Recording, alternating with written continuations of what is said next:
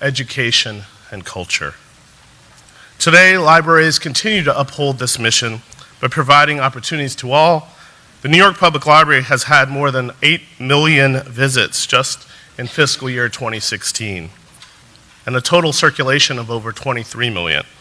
So we're serving New Yorkers in every way possible. We have the president of our library, Tony Marks, here. He's backstage, so let's give him a round of applause.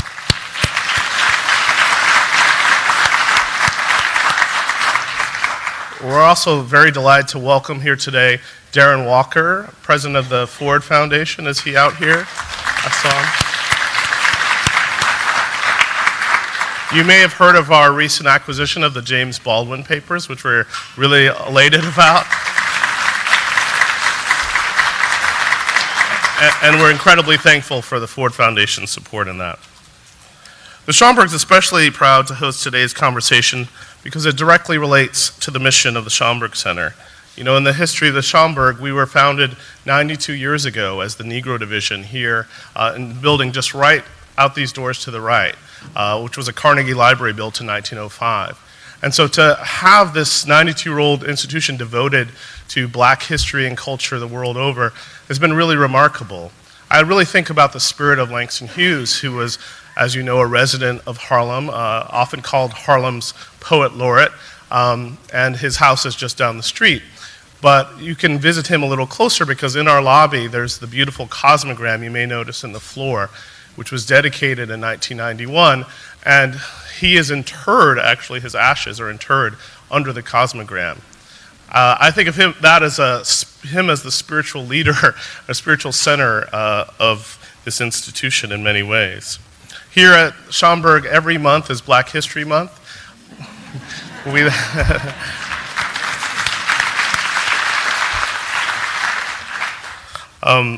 I like to think that is an American motto too, here in America. But you know, it's really wonderful to be a place that has this long history and a history of recording and promoting and transmitting history, preserving and collecting archives like James Baldwin's, like aspects of Malcom X, like Maya Angelou and Lorraine Hansberry.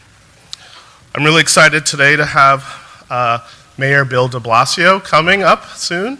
So let's give him a round of applause too. And finally, we would really like to join in celebrating 10 years of the Center for Economic Opportunity, which has been a leader. Let's give them a big round.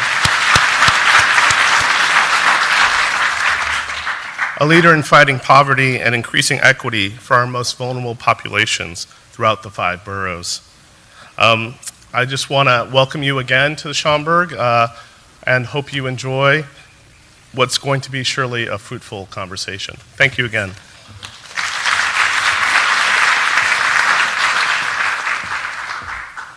Good morning. Thank you, Kevin, for those inspiring remarks, and thanks to the New York Public Library and the Schaumburg Center for hosting us this morning. Can't think of a more appropriate venue with such a rich history for this event.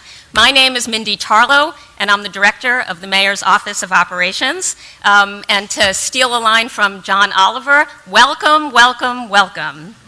We're here to celebrate a decade of the Center for Economic Opportunity, which, for those of you who don't know, began as a public-private commission for economic opportunity in 2006. And on a personal note, I was happy to be a member of that commission. We're here today to honor the past while moving toward the future, using the same principles of evidence-based decision-making that have been the hallmark of the Center's work from the start. The de Blasio administration and the mayor himself put equity and opportunity as its core principles, which is why it was so important to house the Center for Economic Opportunity within the Mayor's Office of Operations, a central citywide office that I'm honored to lead. Today we're proud to announce that we're renaming the center to reflect its central role in this administration and will now be called the Mayor's Office for Economic Opportunity, or NYC Opportunity.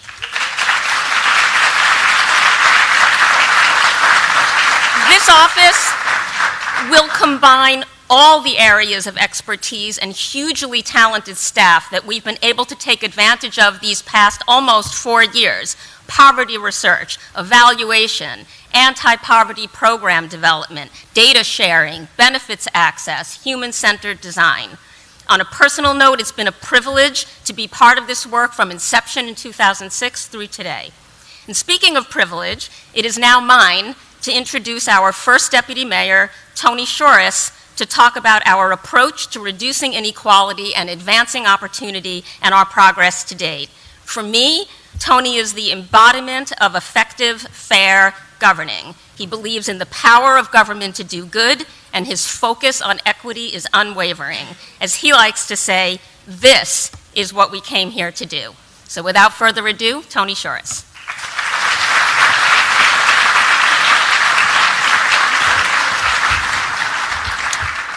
Hi, good morning, everybody. Thank you all for joining us. First, thanks to Kevin Young, the great poet and editor and relatively new director of this wonderful Schaumburg Center, a perfect place to be in the morning, and to my good friend Tony Marks and the New York Public Library team for putting this all together. I also want to thank Mindy Tarlow, from whom you just heard, who probably has more passion and more ideas per pound than anybody I've ever worked with, and who inspires us all every day. And to Matt Klein, from whom you'll hear more, because the work I'm going to present is the work of him and his team. So let me begin by just talking quickly about this question, whether cities can affect poverty and inequality. I never did particularly well in macroeconomics. I was more of a micro guy, but I vaguely remember from My Samuelsson Texts that cities were not generally viewed as the place where issues like inequality were best dealt with. But this mayor asked us to think differently about these issues. What is it that we could do on our own as a city to change the lives of New Yorkers? What levers would we have? Now, Mindy and I took every city agency away, actually in our first year, for a day to help set up the structure and approach of this administration. And we've done it actually a number of times since. We wanted the focus on these issues to be much broader than it had been traditionally. We wanted to go beyond the normal city agencies that think about poverty, human resources administration, social services, homeless services, and actually begin to organize the whole government around the question of how to address issues of poverty and inequality. And to organize everyone in support of that the way we have around other major mayoral initiatives, whether it was pre-K or our mental health initiatives. The notion was to get outside of our silos and organize the government to accomplish a much larger mission. It meant stepping back and thinking about all we do and how we can align everything in the agency's operations around those goals and examine all the tools we had as an administration and the most important tool we had, which is the mayor's bully pulpit. At the beginning, we set out around 8 domains, 8 sort of structural areas, and began to get our agency heads organized around these structural areas, each of which could contribute to advancing the notion of addressing inequality and poverty. We took the agency heads away actually several different times to think about governing with equity, about how to put people first, about using behavioral economics and human-centered design as tools, and how we manage the government to drive those, and to identify all the tools a government might have. Now, cities obviously have lots of traditional municipal powers, but we wanted to think about using all those levers to increase equity and address inequality. Things like how we hire, how we buy things, how the rules we use to manage the government. All of those can work together if they're aligned to address this issue. It's a big government. Like 10% of all the people in New York City work for the city government of New York, and hundreds of thousands of more work for people from whom we buy things and construction or goods and services. These are all direct levers that we could potentially use to help address inequality. But we have indirect levers as well. We wanted to think about every tool the city has, including our regulatory authority, the 5,000 plus rules that we have, the millions of inspections, the millions in fees and fines. All of those could potentially be levers to drive change in the direction we were trying to achieve. And so we've been working with each of these to align them with those goals. So then the question was, with those tools in hand, what were the goals we were going to try and set out? Well, interestingly, we were handed a vehicle to force that conversation early on. Plan NYC, which some of you remember from the prior administration, was required an update every few years. And we looked at that as an opportunity to reflect this administration's goals. Well, that had been a plan about the physical city, focused a lot on perfectly critical issues, sustainability, resiliency, our infrastructure. We saw it as a tool to also focus on those goals, of course, but to focus on the central driving challenge of this administration, inequality and the challenges of poverty. One NYC became additive to what our predecessors had built, not walking away from any of the commitments, but building them out further and reflecting this mayor's values. The plan ended up focusing on 4 strategic lenses, and one of them, the key one, the one we added, the focal one for our administration, was around issues of creating a just and more equitable city. Getting all the agencies to recognize their roles in advancing these goals, and in fact the interdependence of these goals with each other, became a central focus for us. But defining what we wanted to achieve on that particular goal presented a particular challenge. It's a risky thing to set out a goal, a specific goal for something as complicated as poverty, for example. There are obviously, as you all know, so many intervening variables. Actually, most mayors, most politicians would stay miles away from setting a goal on something like this. But this mayor had demonstrated an appetite for that. He likes creating ambitious and particular and specific goals. 70,000 kids in pre-K, 200,000 units of affordable housing. And so, one fan of our housing program is out there. Maria's here somewhere. She should be clapping. There she is, all right. But we knew this wasn't going to be overnight. It wouldn't be overnight for us or for anybody trying to deal with these kinds of challenges. But we knew we had important tools and a deep moral commitment to this agenda. That's why we came here, as Mindy said. And so we did something crazy. We set out a goal, a very specific goal, the first ever commitment that I'm aware of, to a specific number of people moved out of poverty or near poverty.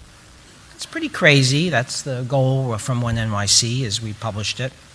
There's lots of risks of failure in doing that. But we tried to align around that goal because ultimately what else mattered to us as much as this? So we tried to create all of our initiatives around that, whether it's pre-K or educational programs for kids going to college or workforce development or transportation to get people closer to jobs, obviously the affordable housing, our IDNYC card, our broadband programs, and of course, the fight for the minimum wage. When we put this idea on the table and called for the $15 minimum wage, it was viewed pretty generally as a non-starter. It was called by some people in Albany when we raised it. And we've been pushing for that, and ultimately, the city and the state achieved a tremendous step forward on this. So as a result, we're beginning to see some early progress. Actually, more than we would have expected when we set this out for this objective. We're actually a little ahead of schedule.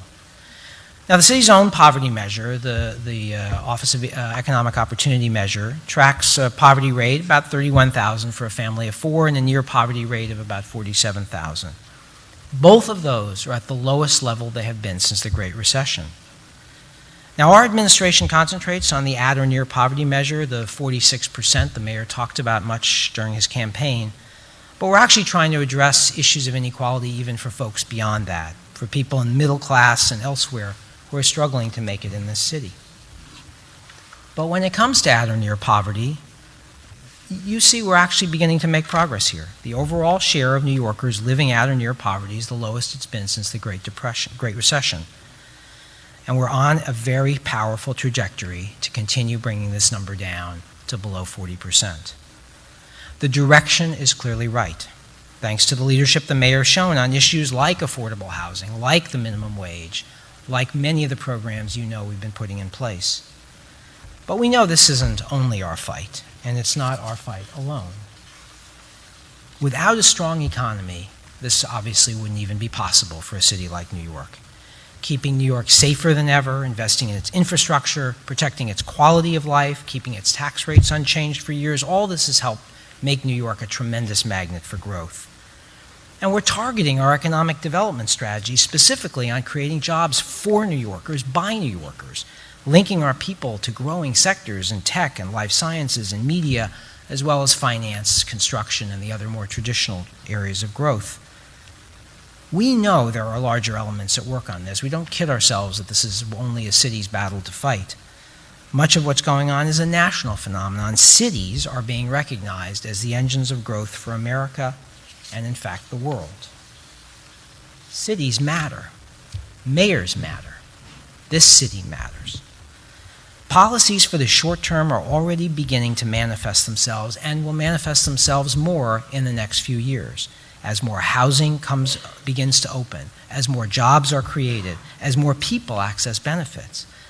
But we're also trying to build the infrastructure for growth, the infrastructure to tackle inequality, the economic infrastructure that over the longer term can begin to bend the curve of inequality in New York City with real investments in education and access for people living in the city.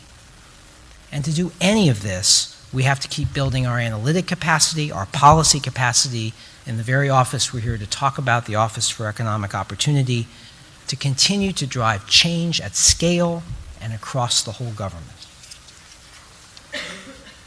It's not going to be an easy road, and we're not unrealistic about this. Doing this without a federal partner is extremely difficult. There is no Roosevelt for this mayor. There is no Lyndon Johnson. This is going to be about us. But as always, New York City's ready to lead. There's a Philip Roth quote from American Pastoral where he said, "People think of history in the long term, but history, in fact, is a very sudden thing." This is our history right now, this ability to potentially, maybe, have one city lead in turning and bending this curve of inequality. Together with the help of all of the people in this room who care about economic justice, we can, again, be a model for this nation. So that is where we are today and where we're going in the future. I want to introduce Matt Klein, who will talk to you, who's driving this work on our behalf, and who will moderate a discussion between our mayor and our partner, Darren Walker. Thank you.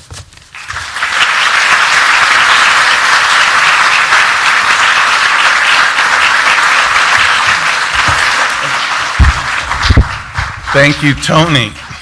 Well, it's an honor for me to be here on behalf of our whole team of the newly constituted Mayor's Office for Economic Opportunity and to be part of hosting today's event.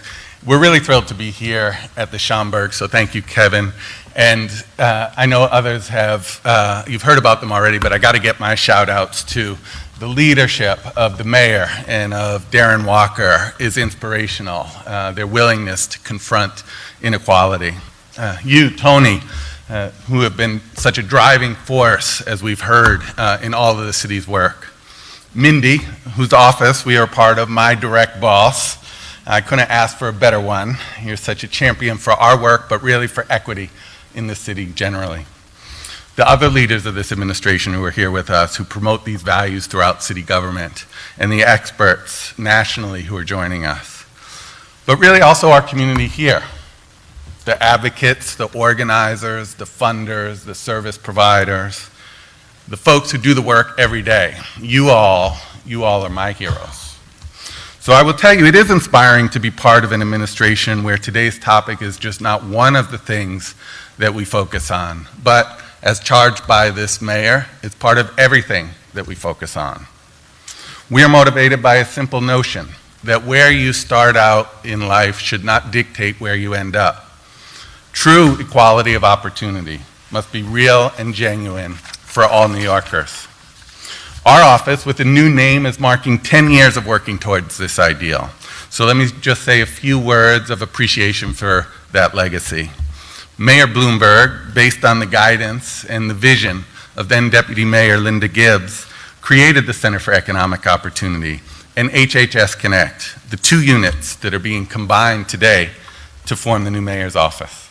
The center was probably the first formal innovation lab of any municipal government in the US and had a founding mandate to use and build evidence, embrace risk-taking, apply rigorous assessments to help the city support effective anti-poverty approaches.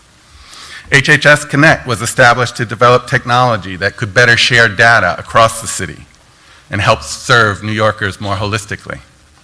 These are important aims, and under Mayor de Blasio, we've carried them forward. But we've also evolved how we work, as you've heard, to advance the specific mandates of this mayor. And one of the most important of these mandates is to achieve progress at scale. And so we are focused on applying evidence and innovation in ways that extend beyond pilot programs.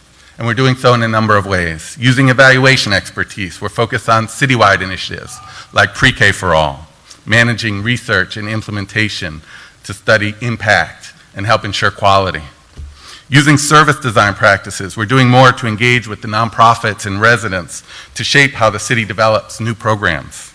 The design of Homestat, the nation's largest outreach and case management effort for people living on the street, was shaped by input from frontline workers and homeless themselves. And it's creating new ways for the city to aggregate data and better support its clients. And when programs are proven to work, the city is making the significant investments to grow them. The CUNY ASAP program is one example. Rigorous research showed that it doubles graduation rates for community college students, and so the city is increasing enrollment from pilot size to reach over 25,000 students a year. We know that New York City must put in place solutions that are commensurate with the scope of the challenges we face. And so I want to end by thanking folks here, all of you. Evidence and innovation can seem like abstract concepts, but we know that behind the data, behind the numbers, are real New Yorkers, strivers, folks with aspirations for themselves, their families, their neighborhoods. All of the folks deserve a chance to achieve those aspirations. And we're living in challenging times for us who do this work, but most importantly, of course, for the folks we work with.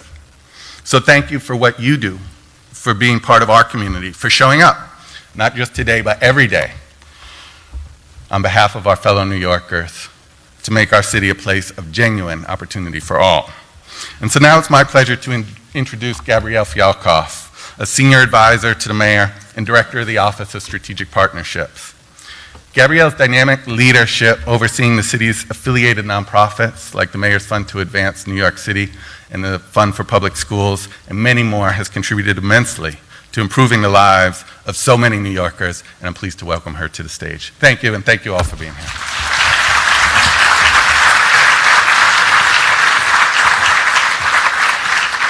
Thank you, Matt, and good morning, everyone. Good morning. For the past decade, NYC Opportunity has been a testament to how and why we test innovative and evidence-based solutions to address persistent societal challenges. Today, I have the privilege of introducing two men who have cultivated this forward thinking and problem solving, particularly in addressing income inequality. And they have worked tirelessly to ensure that New York City is at the forefront of this fight. Beyond their shared determination, Mayor de Blasio and Darren Walker both understand what it takes to get here. They know that no matter the size of our cities or the reach of philanthropy, neither can do it alone. It takes the scale and muscle of government, the creative risk-taking of philanthropy, the acumen of the business community, and the heart and tenacity of our nonprofit community, pooling their resources and expertise to take on our challenges. Think of the Ford Foundation's work with the city of Detroit to pull it back from the brink of bankruptcy, or Google's investment in high-speed internet in Kansas City and other cities across our country to bridge the digital divide. We cannot accomplish our goals without these strategic partnerships. Here in New York City, our mayor understood the power and reach of working with the private sector when he created my office, the Office of Strategic Partnerships. We have launched Building Healthy Communities, an initiative that seeks to leverage public resources with strategic private investments to create good health in our most underserved communities by creating opportunities for physical activity, access to healthy and nutritious food, and by promoting public safety. We have launched Computer Science for All, an $80 million public-private partnership that seeks to bring computer science education to every single one of our 1.1 million public school students, thereby creating a tool to move these young people out of poverty and create opportunities for their futures. And with the help of partners like the Ford Foundation, NYC Opportunity and the Mayor's Fund to Advance New York City are in their second year of a 5-year ambitious program to bring mental health services into our most underserved neighborhoods who need those services the most. This program, Connections to Care, is a $30 million investment to train frontline staff at daycare centers, youth community and development organizations, and employment agency to train those staff in proven mental health techniques. Because we know that 1 in 5 New Yorkers suffers from a mental health issue, and we know that in certain parts of Manhattan, there is one psychiatrist for every 1,300 residents, but in the South Bronx, that number is 1 in 13,000. This initiative, Connections to Care, brings together New York City government, the federal government, 15 community-based organizations, 15 mental health providers, 13 funders, many of you in this room, and thank you so much. And it brings us all together to prove that this very promising model can give more New Yorkers a chance at success. I recall meeting Darren early on to discuss the impact that mental health disparities were having on New Yorkers and the fact that untreated mental health conditions were a bar to economic well-being. It was one of the most productive and energizing meetings I have because Darren, of course, just got it immediately and became a leader in this initiative. In our first year, over 800 staff members have been trained, over 3,500 New Yorkers have received mental health services, and we anticipate that over 5 years, more than 40,000 New Yorkers will receive this care. Philanthropy has funded over $150 million in partnership with NYC Opportunity and the Mayor's Fund, because we all know that if we are serious about systems change, we must do it together. If we are serious about innovation, we must do it together. And if we want to scale those innovations, we must do it together. So speaking of together, without further ado, I am very pleased to introduce Mayor de Blasio and Darren Walker to the stage for their conversation, our two champions to disrupt income inequality in our city. Thank you.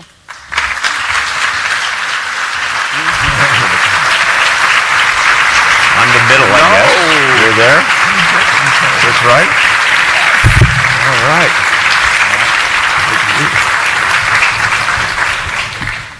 Well, Mr. Mayor, Darren, it's great to be with you. And we've heard now from folks about all the work we're doing in the city, but what I want to ask you all first is why? Why inequality? You've made inequality the centerpiece of your leadership, both at the city and at the Ford Foundation. Tell us why. Well, first of all, let me give some thanks to everyone here for being here, for all you do for the city, for all you do to address the question of inequality in the work you do. I want to offer my thanks, and I also want to acknowledge some folks who are so important to this gathering today. First of all, Matt, thank you for being our moderator, but also for all you do with the Mayor's Office for Economic Opportunity. Thanks to Gabrielle. You heard the extraordinary work that all of the operations under her command are doing to bring resources in and to address a host of issues. You heard a powerful presentation before. I want to thank the folks on my team, and there are so many, who are focused on addressing inequality and also lifting people out of poverty. And particularly want to thank Tony Shorris and Dom Williams and Mindy Tarlow, who have been focused from day one on building a real measure of how we go about this work and hold ourselves accountable. And this has been a strong current in the administration. I'll speak about the why, but I want people to understand it's something that's talked about all the time, thought about all the time, tested all the time, measured all the time. There's an urgency that I think, to the extent we have made progress, it is because of an atmosphere of urgency that pervades the work we do. And thank you, of course, to our host, Kevin Young of the Schaumburg Center, this wonderful institution in our city. Thank you for having us. Look, I would say why? Because I felt for a long time, based on the lives of real New Yorkers I came across, that we were on a collision course, if you will. We were on the way to an unsupportable reality in the future, an ever more stratified society that wouldn't have a social fabric, that wouldn't create the kind of opportunity that was believable and meaningful to people. And think about what that means. When you're part of a society where people no longer believe they have a shot of making it, a whole lot of other problems start to emerge. So for me, it began with, literally down at the grassroots when I was involved in neighborhoods all over the city in a variety of roles, hearing how increasingly concerned people were that their quality of living, their economic reality had declined steadily, not just over years, but in many cases over decades.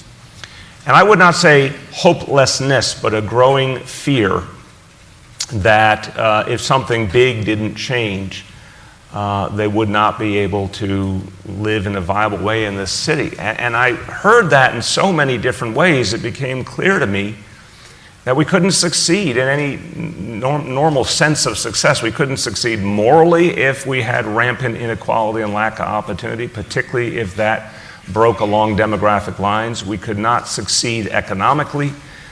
We could not succeed as a place with a strong social fabric. And I spent a lot of time over the years looking at the question of social fabric and what binds people together and what tears them apart. And as I thought about sort of putting forward a vision back in 2012 and 2013, it was clear to me this was the issue that sort of underlied everything about the future of the city. And if we didn't arrest the progress of inequality, if we didn't at least begin to turn the supertanker, it was not going to be the same New York City. Mm-hmm. And I think the last point I'd make is, and this is really important, I always say there's a magic formula to this place. We are this great open environment, this great exemplar, I really believe it, of democracy and freedom of thought and inclusion. Well, that doesn't work if economically only some people can afford to live here and lots of other people feel their prospects ever limiting. So I felt it was also a question of fighting for the soul of New York City, that to keep this place, New York, everything we know and love about it, we could not let it turn into, the simplistic phrase I use, but it gets the point. It couldn't become one big gated community. We had to make sure it was a place for working people and striving people and immigrants and folks who are lower income and trying to work their way up. That's what always worked for us, and we could not let that be lost. For me, Matt, it was an interrogation of our mission. The Ford Foundation's mission is to, around the world, reduce inequality, promote better relations among peoples and nations, and to advance and strengthen democracy in the United States and around the world. And I think the mayor has spoken quite eloquently about the conditions of inequality that we recognize in our society, which of course concerned me. But what ultimately convinced me that this should be our restated North Star programmatically is the consequences of inequality. Because the consequences of inequality are disaffection, disillusionment, and hopelessness. And while the United States has many legitimate threats, terrorism, a pandemic, there is no greater threat to the American democracy than hopelessness. Because hopelessness will make a people do desperate things out of anger, out of anguish, out of a sense that they have been left behind, and that the systems and structures that are constructed to promote democracy, opportunity, and equality, those systems over time actually compound the privilege of the already privileged and compound the disadvantage of the already disadvantaged. And that over time, the accretion of that phenomenon will destroy a democracy. And so for an institution like the Ford Foundation, with our particular mission, inequality is our greatest threat. So you are both analytical people. You're among friends in that respect here. But I'm also interested in the personal, how your personal experiences brought you to this leadership point. Particularly, you know, folks here do a lot of work in communities. Darren, you have a background in doing that in New York City yourself. Mr. Mayor, I've heard you talk a bit about some of the influences. So just to share a little bit about the background, the personal perspective that led you to the analysis that you bring to the work. You start this one. Well, I mean, I think that we all bring a perspective to our work. I mean, as you said, I mean, I worked and lived just around the corner from this place in this block that did not look like it when I moved here in 1992. But what I will say is, you know, we bring a lived experience, right? I mean, I'm a queer black man from the South who grew up in a rural community with a single mother, and a perspective that has formed me. And that has informed my understanding of what it feels like to be marginalized, what it feels like to feel disaffected, and to feel that you may not be welcomed at that Norman Rockwell Thanksgiving portrait that personifies the American narrative. And again, working and living in a community like Harlem, when people did not believe well, I should say, some people who had resources and who could finance us and help us out of the circumstance, could not widen the aperture of their view of a place like Harlem and the people who populated it as a place of opportunity. And so I certainly take that perspective with me. I take the perspective at a large foundation where they're in a sector where we often privilege credentialed expert knowledge. I actually understand the value of authentic, organic, informed by lived experience and proximity. That expertise is desperately needed in large foundations and in a sector like philanthropy. So all of that has informed me as I sort of sit in my chair as president of Ford. You know, I just want to point of personal privilege. I feel blessed to be mayor of New York City while Darren's in the role he's in. And I'll say it for a simple reason. He's a tremendous synergy in terms of shared vision and work we've done together. But also, look, Ford is, you could debate what's the leading philanthropic organization in America. I could make a case as the Ford Foundation easily. And, you know, but at least we would say one of, Darren. And Darren's leadership sort of helping that sector to understand that we've entered into a new reality that has to be addressed, and people can't look away from it. And I think it's been a singular contribution you've made. And look, I say with humility, because we have a lot more work to do, as you know better than anyone, here in this city. But I do think it's important that New York City has sustained this conversation about inequality and shown there are real tools to fight it over these last years, because I think it's helpful to the discussion in cities around the country. So we have an obligation to keep showing people why this is so central. And then to the personal, look, I'd say two pieces. One, on a family level, you know, I bet a lot of people here have their own version of what I'm going to say. I was born in 1961, and I literally feel like in my first years of consciousness, it was that sort of time where America was still a relatively inclusive economy, and there was a sense of some degree of shared prosperity. And I remember as we moved into the 1970s and then the 80s, you know, first of all, in my own family, My parents split up. That created a certain amount of economic challenge. There was a day in the, I think it was the late 1970s, where my mom got a letter saying her pension no longer existed from the company she was working for. It was literally, I remember one of those small signature moments we have in our lives, but is indicative of something going on in the country as a whole. It was just, there was a pension, now there's no pension. And I think as we moved into the 80s, 90s, and to today, we have seen an incessant downward pressure on people's economic security. And I saw it in my extended family.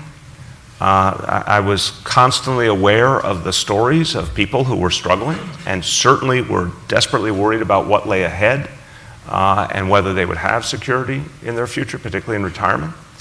And then when I went into public service, you know, one of the best things in the world to do is to knock on doors if you're running for a local office or do town hall meetings as I do today, and you hear people's stories and they form a almost perfect line. It's sort of moving how much commonality there is, but it's troubling at the same time.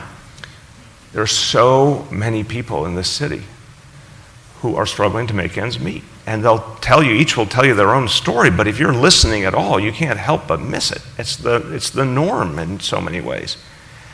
Now, I think, you know, I'm sure we'll get into some of the programmatic work. I think some of what we're doing is having a real impact. But I want to be clear that, you know, in 2013 when I was running, I was talking about A Tale of Two Cities. It was because I had heard so many personal stories, so many human stories of people no longer feeling secure. Even folks who are middle class. This is something that really dawned on me as I went through this, all of course post-Great Recession, that folks who had considered themselves middle class and still were trying to consider themselves middle class felt it slipping away. And I heard it so many times, particularly around the issue of the cost of housing, that it was impossible for me not to want to dedicate this administration to addressing these issues, because that, you talk about lived experience, wasn't just family and friends, it was everywhere. But I think part of what was very important about, and has been important about your leadership, is that you actually talk about the word justice.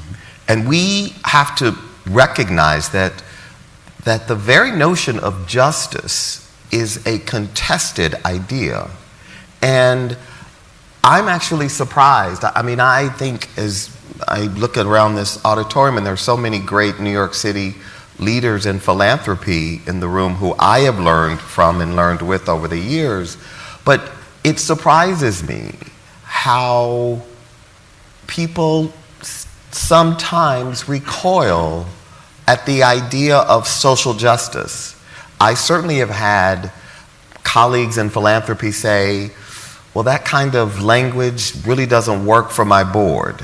That kind of social justice stuff, I have to be careful how we talk about that. And I think this gets to some of the mayor's agenda around equity, which is another contested word, because I think we Americans like narratives that lift us up and that play to our romanticized notions of our history of opportunity and meritocracy. And so people would much rather say, can't we talk about opportunity? Do we have to talk about inequality? Let's just talk about opportunity. And do we have to focus on race? Can't we just be colorblind? I mean, and so these notions that are actually quite noble on the face, when you interrogate them and start to deconstruct, those of us who are privileged, and I absolutely count myself among the privileged New Yorkers and Americans, it makes us really uncomfortable. And one of the features of privilege is that generally we really don't like to be made uncomfortable about our privilege. And a deep analysis of inequality, of equity, of justice ought to make those of us who are privileged a little uncomfortable. And so I think part of the mayor's challenge has been how in a city where there is clearly and has been for some time growing inequality, how do you calibrate leadership in a way that doesn't create an oppositional paradigm that says it's us against them, but rather our city won't be successful if we all don't believe that we've got to help solve this problem of inequality. But that's really hard because those of us who are privileged and successful, it's very hard to buy into a narrative of meritocracy and feel good about one's success, and at the same time acknowledge that the system that has produced our success is flawed. Right. It is a difficult emotional experience to engage in that on an individual level.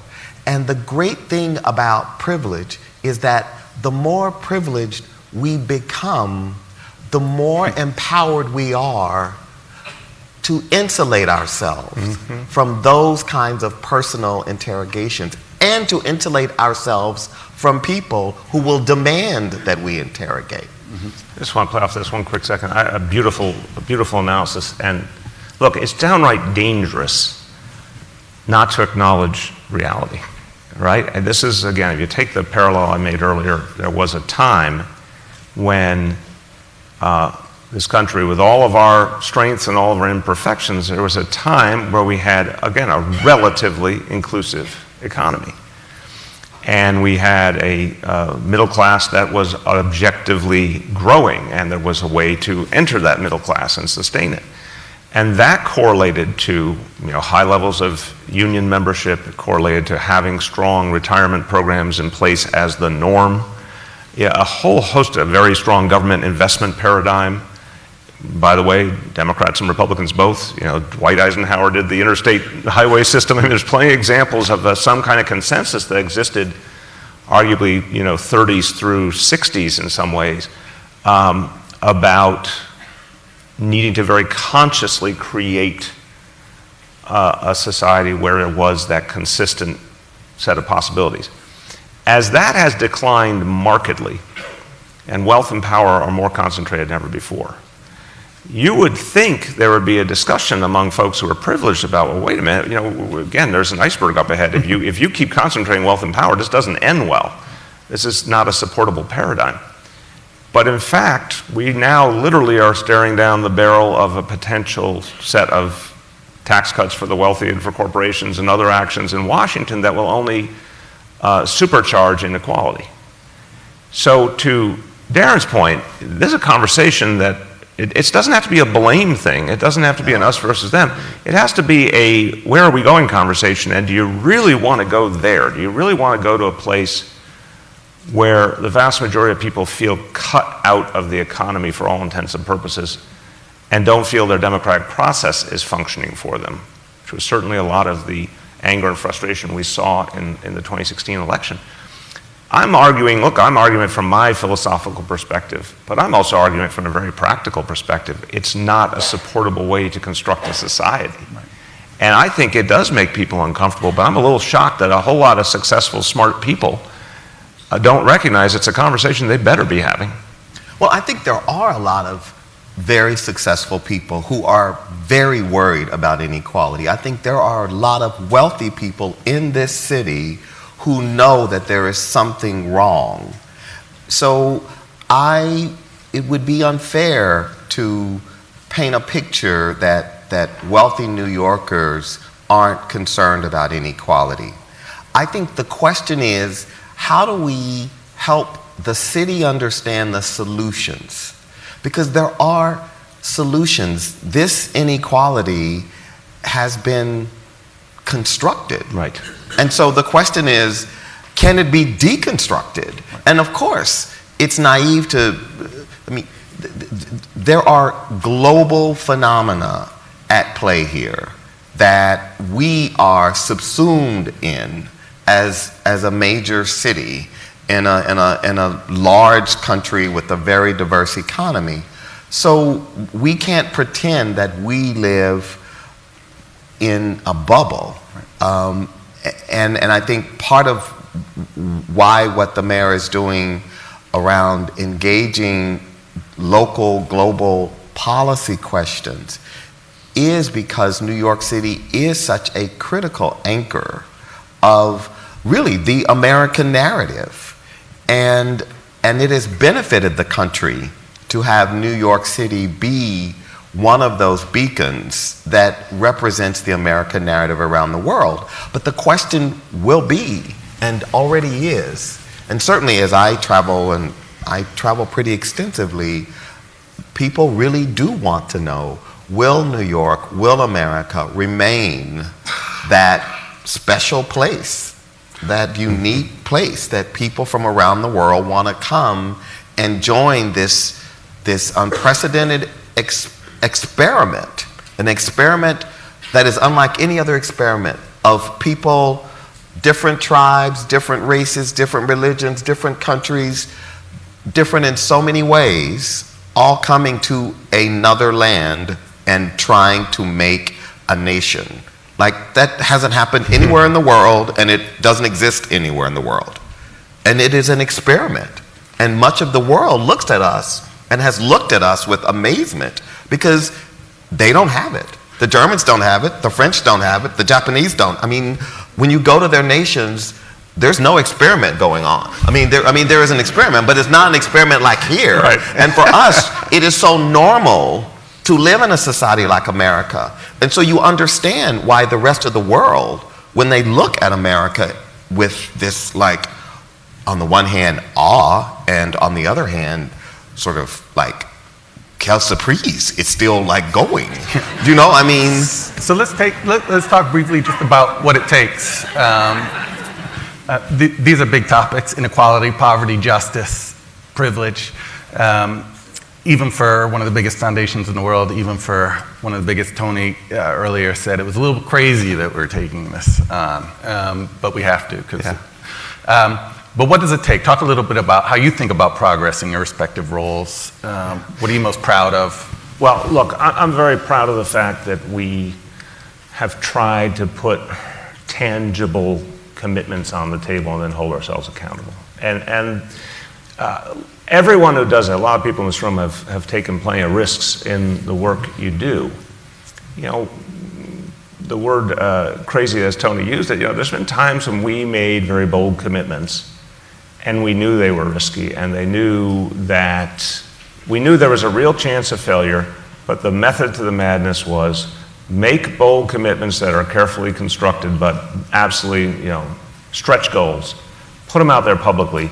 The alchemy of coming to the decision, forcing yourself to a decision that you know is ambitious, and then locking it in by making it public, tends to bring out the best in people and in government. And that was true with pre-K, and that has been true with the affordable housing plan. That's been true with neighborhood policing. So, you know, these were things where we sort of went out on the tightrope and said, everyone look, and we're gonna have to show you numbers to prove our point.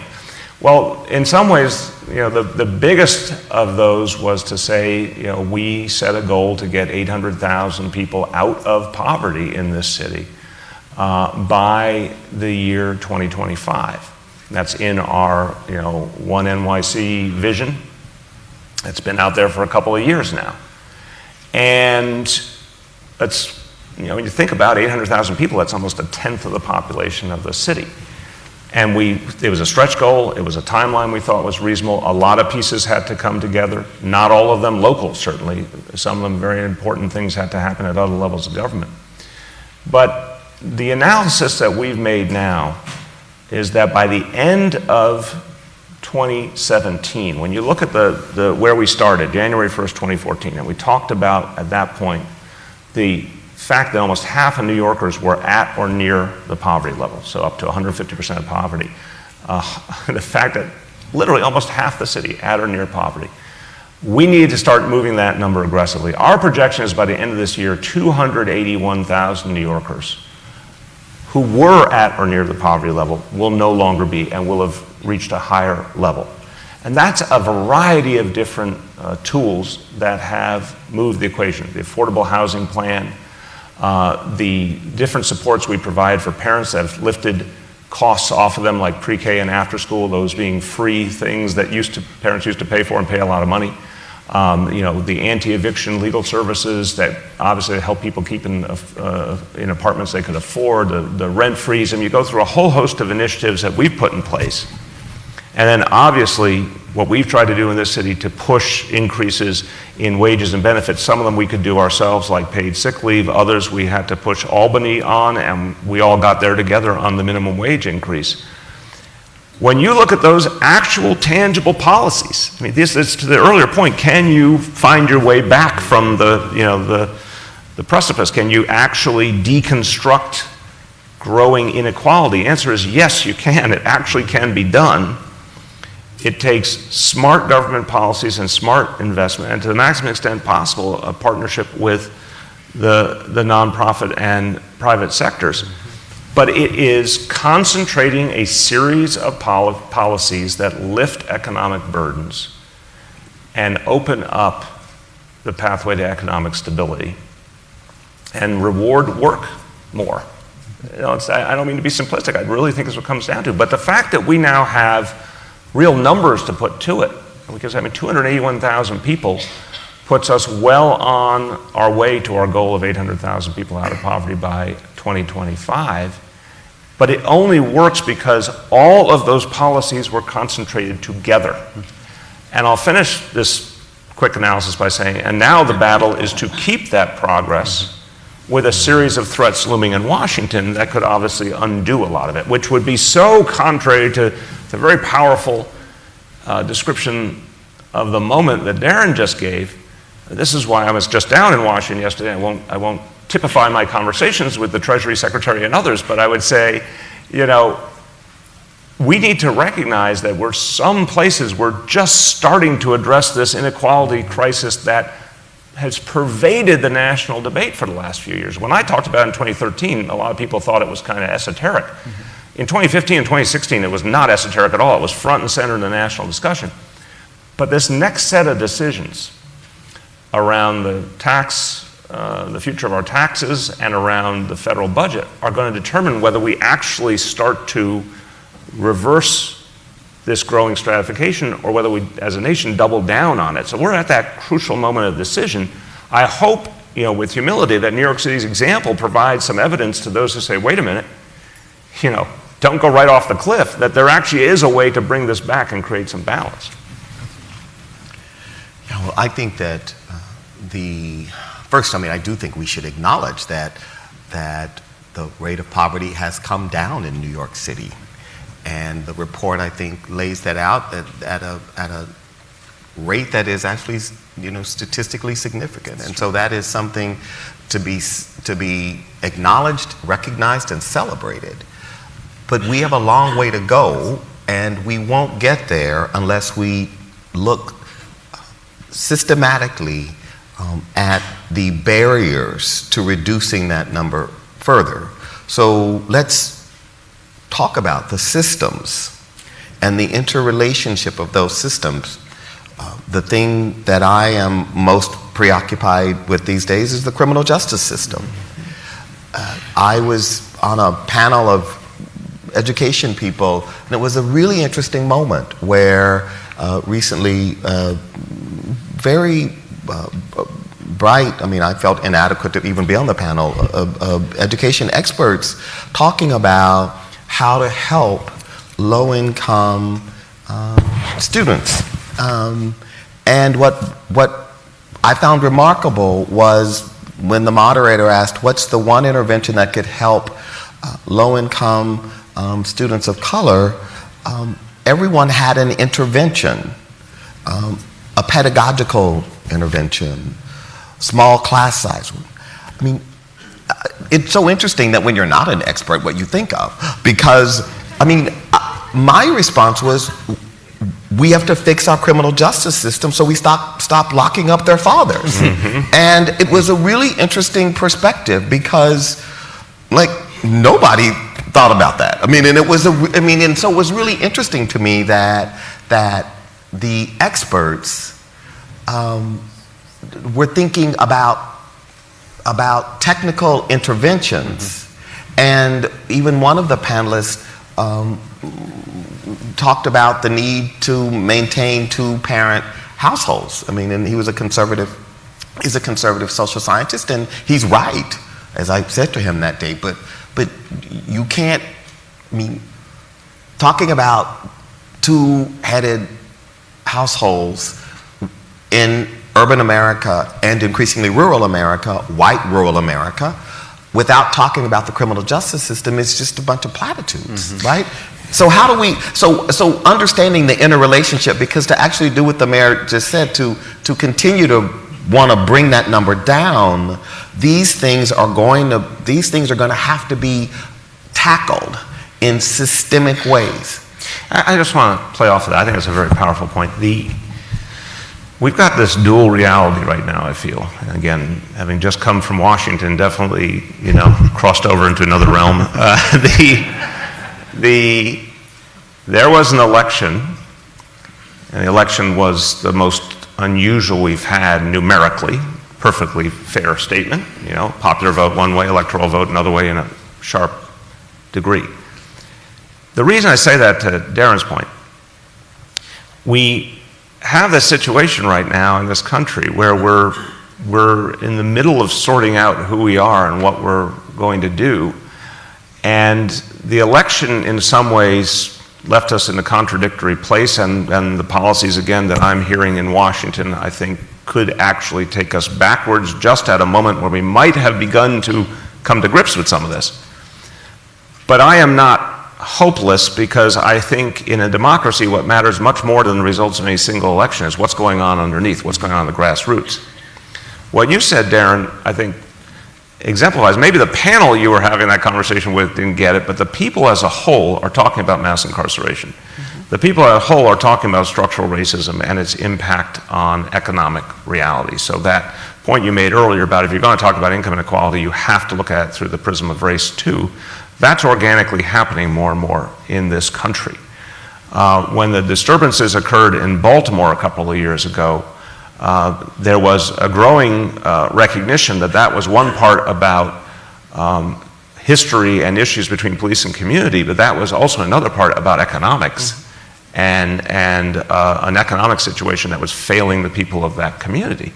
So there's all sorts of things, even as you mentioned about rural America. I mean, the opioid crisis and the lack of economic opportunity in rural America, including white rural America, is being talked about more bluntly. There's a opening up occurring.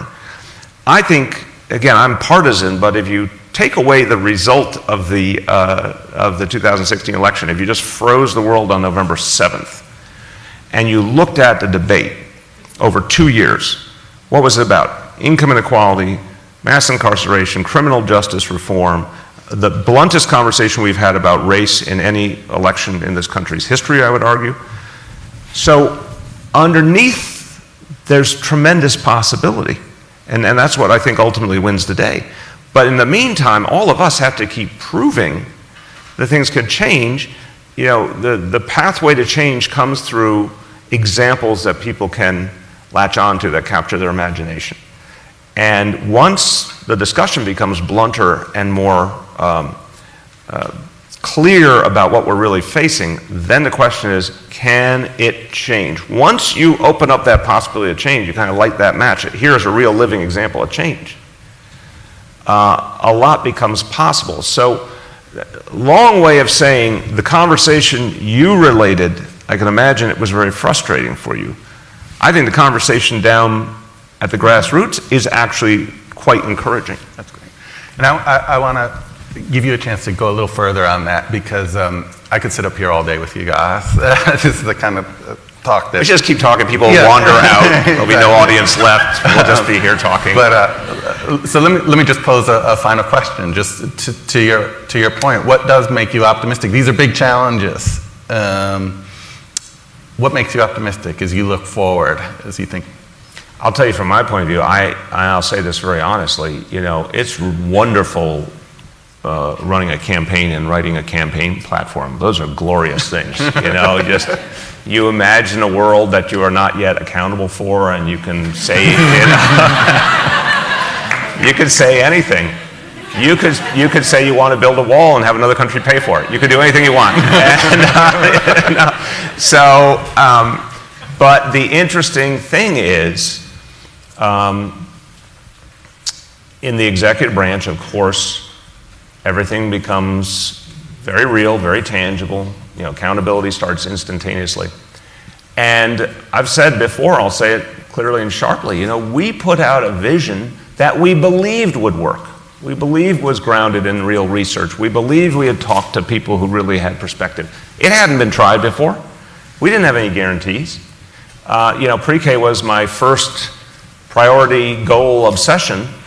And there were many days in those pre-K planning meetings where the notion that we had to get up to nearly 70,000 kids in pre-K in 2 years, you know, it looked like it really wasn't going to work.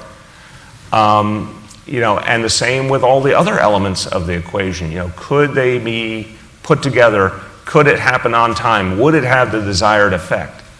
In answer to your question, I have been moved and energized by how much can be done and how much actually works.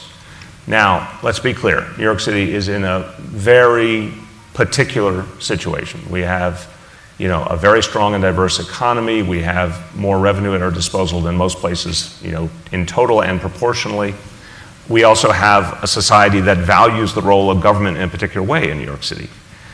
But that being said, a lot of the things we're talking about had not been attempted before and might not have worked. And the fact that they did, each step forward, and they were, again, a lot of times perilous. And I don't pretend we have a secret formula. I think a lot of this was trial and error. But each step forward convinced me that the idea is to be bold about the next step and just continue to create momentum for change. And that actually does feed upon itself. And I think that is a something that kind of standard political life cuts against.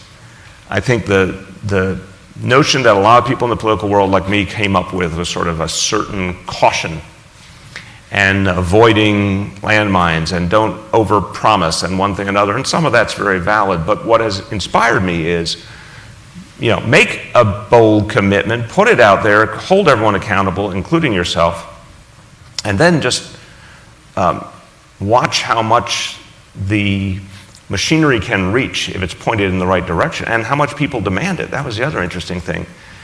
Pre-K was interactive. You know, it was a vision that then became something people demanded. And once people demanded it, it took on a life of its own, and that also forced the political class and folks inside government to move it. I think that's part of our role. We're supposed to create a reality that people latch onto, and then it becomes theirs. Mm-hmm. Well, you know, I am very optimistic. In some ways, I am a hopeless hopeaholic. And I like to say that at the Ford Foundation, we are in the business of hope.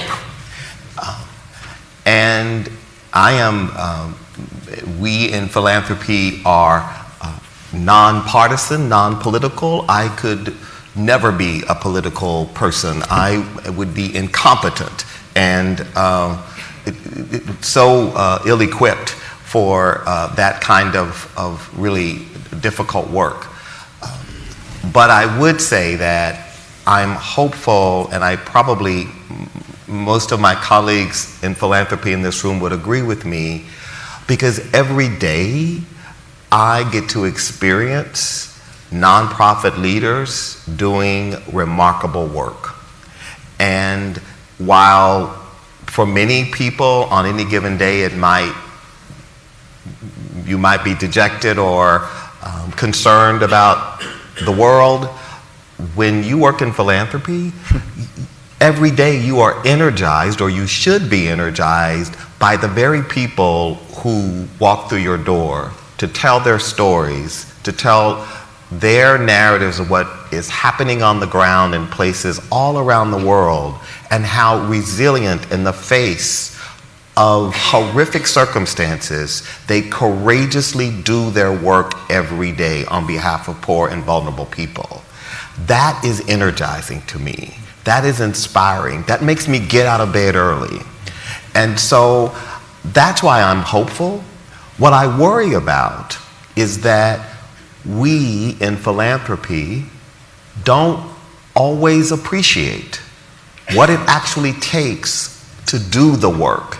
And again, as I said earlier, one of the things I have brought to my experience in philanthropy is my experience in Harlem at the Abyssinian Development Corporation, where I saw extraordinary, noble philanthropy, and I saw shoddy, retrograde philanthropy. And what I worry about is that we don't understand how hard it is to do the work of service delivery, to day in and day out deliver on behalf of, and that we need to open our aperture of understanding to move beyond the kind of analytics to be more rooted in a reality of most of the people we are missioned to serve, and how hard that is. But as I said, I go to work every day. And if you work at the Ford Foundation and you go to work every day, you leave pretty inspired, because there are just some pretty extraordinary people who walk through your door every day that leave you in awe and feeling hopeful about tomorrow. Amen. Mr. Mayor, I just want to give you the last word if you want to take it. Yeah, I loved what Darren said. Look, I think I want to thank everyone. This work that I'm describing, I'll coin a phrase right now, it takes a village. Just thought of that sitting up there. Very original mayor. Yeah. He's a very original mayor. Really, many talents. really going to work with that one. I like that. But no, I just want to thank everyone. This is, look, we're humble, all of us, I think, about the challenges we face. Love our city. It's a tough city. There's a lot of things we're dealing with today that are tough enough, and again, tremendous danger up ahead this fall and thereafter in terms of what could be a very different federal reality even than the wildly insufficient federal reality we've known for many years. I mean, we could be going into a whole nother era that will make all of our work a lot harder. I think that is stoppable, or I think that path is alterable, because we've already seen ample evidence, and I think the fight over the future of healthcare in this country has been a good indicator of this. This is a far from linear situation. It's a very active, dynamic situation where the more that people engage, particularly in some key states, the more that we might avert a lot of the dangers ahead. But to say the least, that chapter is not yet written. We could find ourselves at the end of this year with a tremendous new set of challenges, or we could find ourselves relatively stable. We don't know yet. What I will say is the work is hard, as Darren said, and I appreciate the work that everyone is doing. We should be cognizant of how hard it is. We should be trying to find a way to make it better and more effective and help folks do this work better, and we're going to keep trying to do that. We should be aware of the threats. But that being said, we should also have a moment of pride as a city. That we have, you talked about the experiment that is America. Well, we're an experiment too. We've tried in these last 3+ years to actually take all of the resources of one city and concentrate them on addressing inequality, and we're providing proof positive that can work. It's not perfect. It does not erase a whole lot of other challenges. It hasn't gone as far as we need it to go, but it does work. And everyone in this room has a share of that progress. This has been the ultimate group effort. That's something that while our country's sorting itself out, again, I believe, this last election was just a point in time. I think there's a bigger sorting out going on in America that will go on over several years.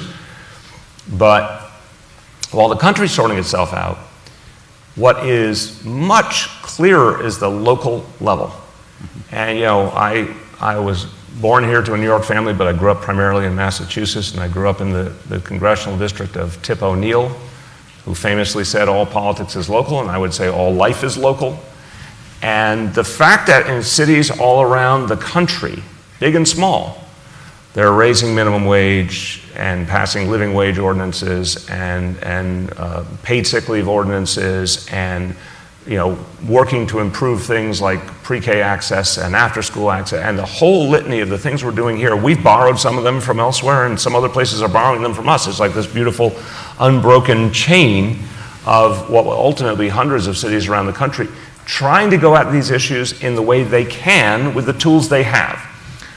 Meanwhile, while Washington dithers or debates or is in conflict, that's actually happening on the ground, and it's moving people's lives.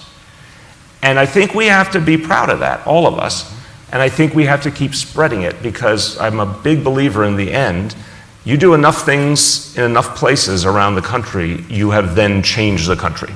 You know, it doesn't always take a piece of legislation in the Congress. Sometimes it's the facts on the ground. And so I conclude by saying a real thank you to everyone who does this important work and often hard work and under-resourced work, but I also want people to see that it is working, and we need to let others know to give them faith that it can work. Thank you. Thank you. Please join me in thank you, man. Thanks so much. I'm going to intro the next step. All right. Thank you. Thank you. Thank you so much.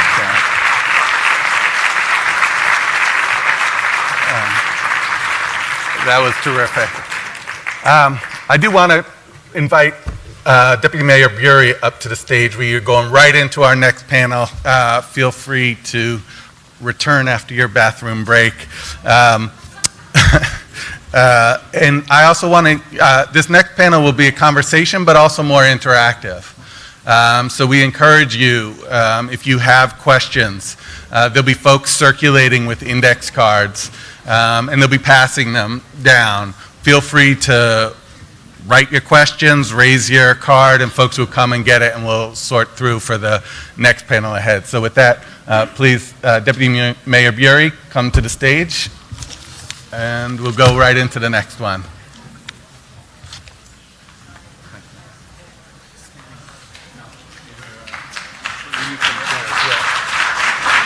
Yeah. And we're bringing 2 more chairs out at the same time. I'll get this started while we're waiting. So we're going to get 2 more chairs up and invite the panelists to come up. But first I want to thank Matt Klein and his team at Nyc Opportunity once again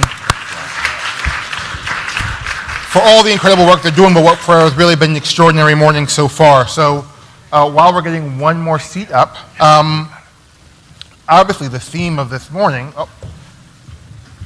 has obviously been about the centrality of poverty and equity in our work here in New York City.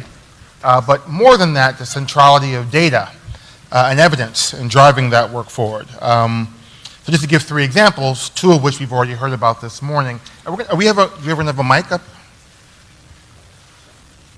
I'll keep talking here until the mic comes. All right. All right, it's coming. And 3 examples, 2 of which you talked about this morning. One is pre-K for all, and now 3K for all. I'm going to get comfy. 3K for... Yep. Hello? Yep. Pre-K for all and 3K for all. One of the reasons why early childhood education is so central to the administration and to Mayor de Blasio is because of the overwhelming and compelling evidence that shows the impact that pre-kindergarten for 3-year-olds and 4-year-olds has on young people's development. And in designing that program and developing that program, we worked very hard to make sure that we were designing a program that was informed by what the evidence tells us are the elements that constitute a high-quality pre-kindergarten program. Again, the mayor talked about Thrive NYC. This is New York City's effort, led by the First Lady, to rethink how we approach mental health in New York City. Again, it is an effort that is very much driven by the evidence, where we are really focused on promoting evidence-based practices in all the people around the city who are delivering and engaging in mental health work, and trying to build the evidence base for those interventions that matter. And the third example is the New York City Children's Cabinet, which many of the commissioners in this room participate in, where one of the things that we're trying to do is to do a better job of actually mapping the ways in which the city invests in early childhood education. Or not just children generally, all the way in which the city invests in children, and try to do a better job connecting those investments to outcomes so we understand whether we are getting the results that we're investing in. And in all this work, I think what we're really trying to do is to acknowledge that while it's okay to mean well, we really want to make sure that we are doing well. And I can't think of a better panel with which to have a discussion. This is a very accomplished panel. I'm feeling a little overwhelmed, which is the good thing. I'm only asking questions and not actually having dialogue. So to my immediate right, I get to sit next to a certified genius. This is very exciting. Cecilia Munoz, who is the Vice President of Policy and Technology and Director of the National Network at New America Foundation, but who is also formerly Director of the White House Domestic Policy Council. Prior to her work in government, she served for 20 years at the National Council of La Raza, the nation's largest Hispanic advocacy and policy organization, where she was Senior Vice President for the Office of Research. As I said, she received a MacArthur Fellowship in 2000 for her work in immigration and civil rights, and has served on the boards of many leading organizations, including the Open Society Institute and the Atlantic Philanthropies. Thank you for being here. Thank you for having me. To his right, we have my good friend Gordon Berlin. Gordon, since 2004, has served as president of MDRC, an institution committed to finding solutions to some of the most difficult problems facing the nation, from reducing poverty and bolstering economic self-sufficiency to improving public education and college graduation rates. Before that, he was Executive Deputy Administrator for Management, Budget and Policy at the New York City Human Resources Administration, and also worked as the Deputy Director of the Ford Foundation's Urban Poverty Program and Project Officer in the U.S. Department of Labor's Employment and Training Administration. So Gordon, thank you for being here. To his right, we have my colleague and office neighbor. We say hi through the glass every day. Dr. Bill de Blasio, who's Deputy Mayor for Health and Human Services here in the city of New York, a position she took on in January of 2016, where she oversees some of the most complex work that the city does in this area.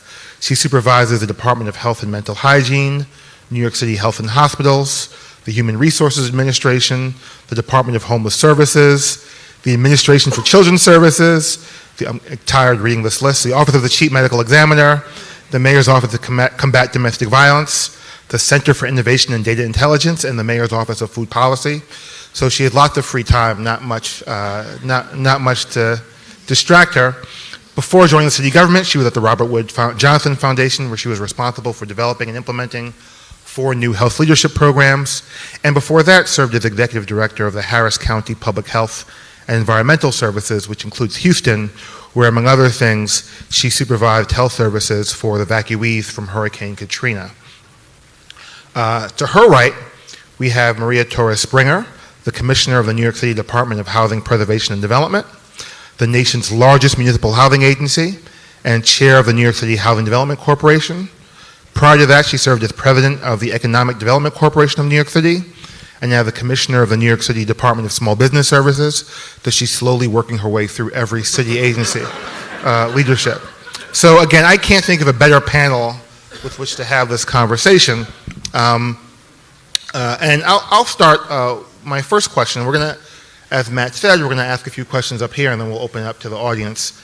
I know folks are circulating with index cards to ask questions. So you've all served as leaders in government and know the challenges that government decision makers face. So we're talking about evidence and data and research. So I'd love to hear from you that when it comes to building the case for poverty fighting and making the case for investing in poverty fighting programs, what kind of data is most important? What kind of data is compelling to you as a decision maker and as a communicator about this work? And jump in.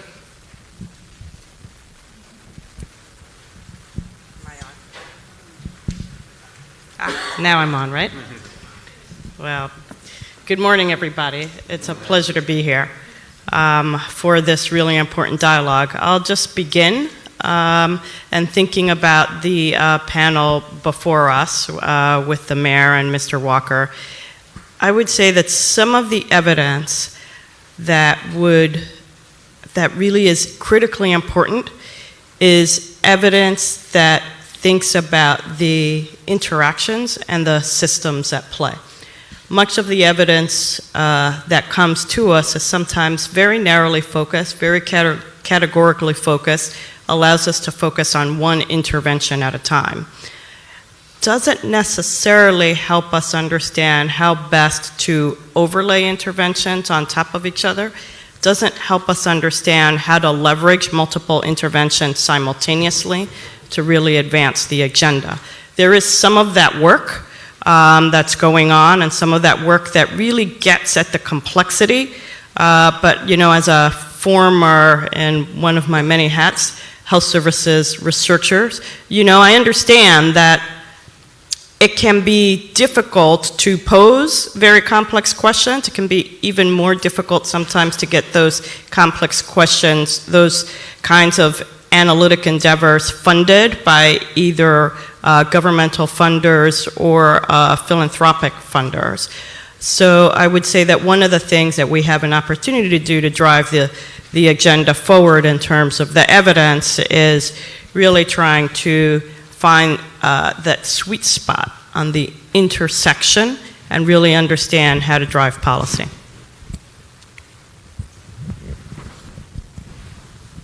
I would just add to that I found it very useful in federal policy making, especially in addressing issues like poverty and inequality, to be able to look at evidence when we had it about what actually closes disparities.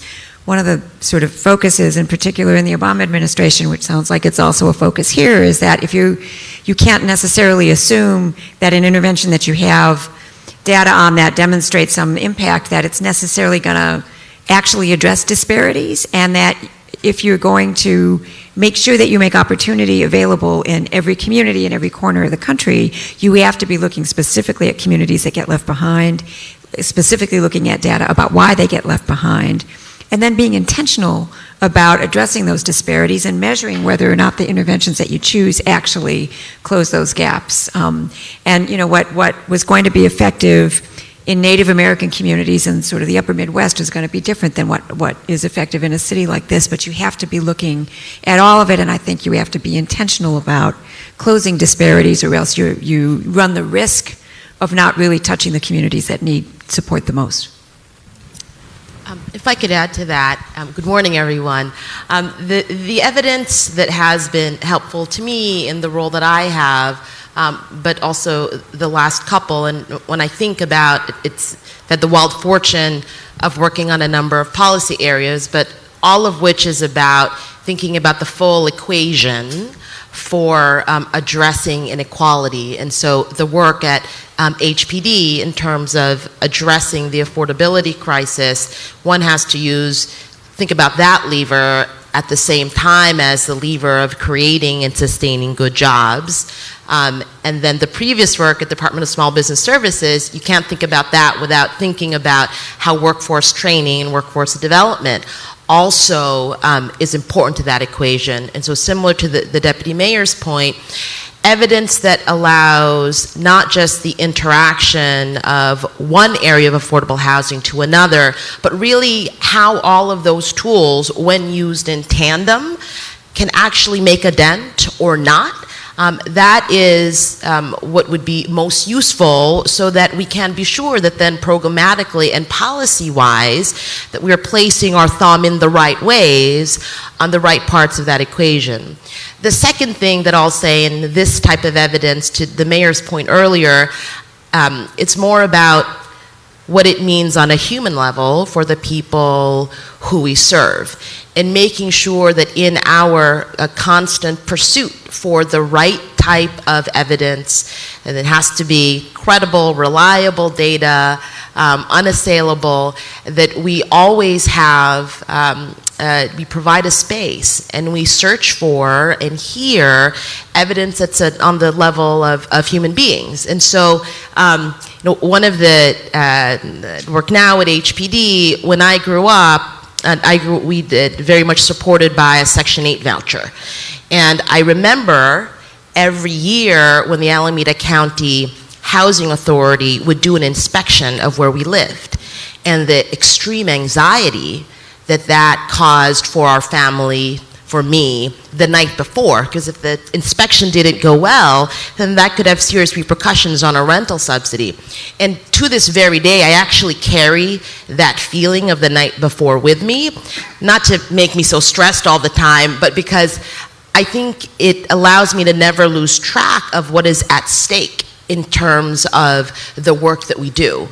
And so having the evidence that allows us to use all of the tools in the right ways at the same time, incredibly important.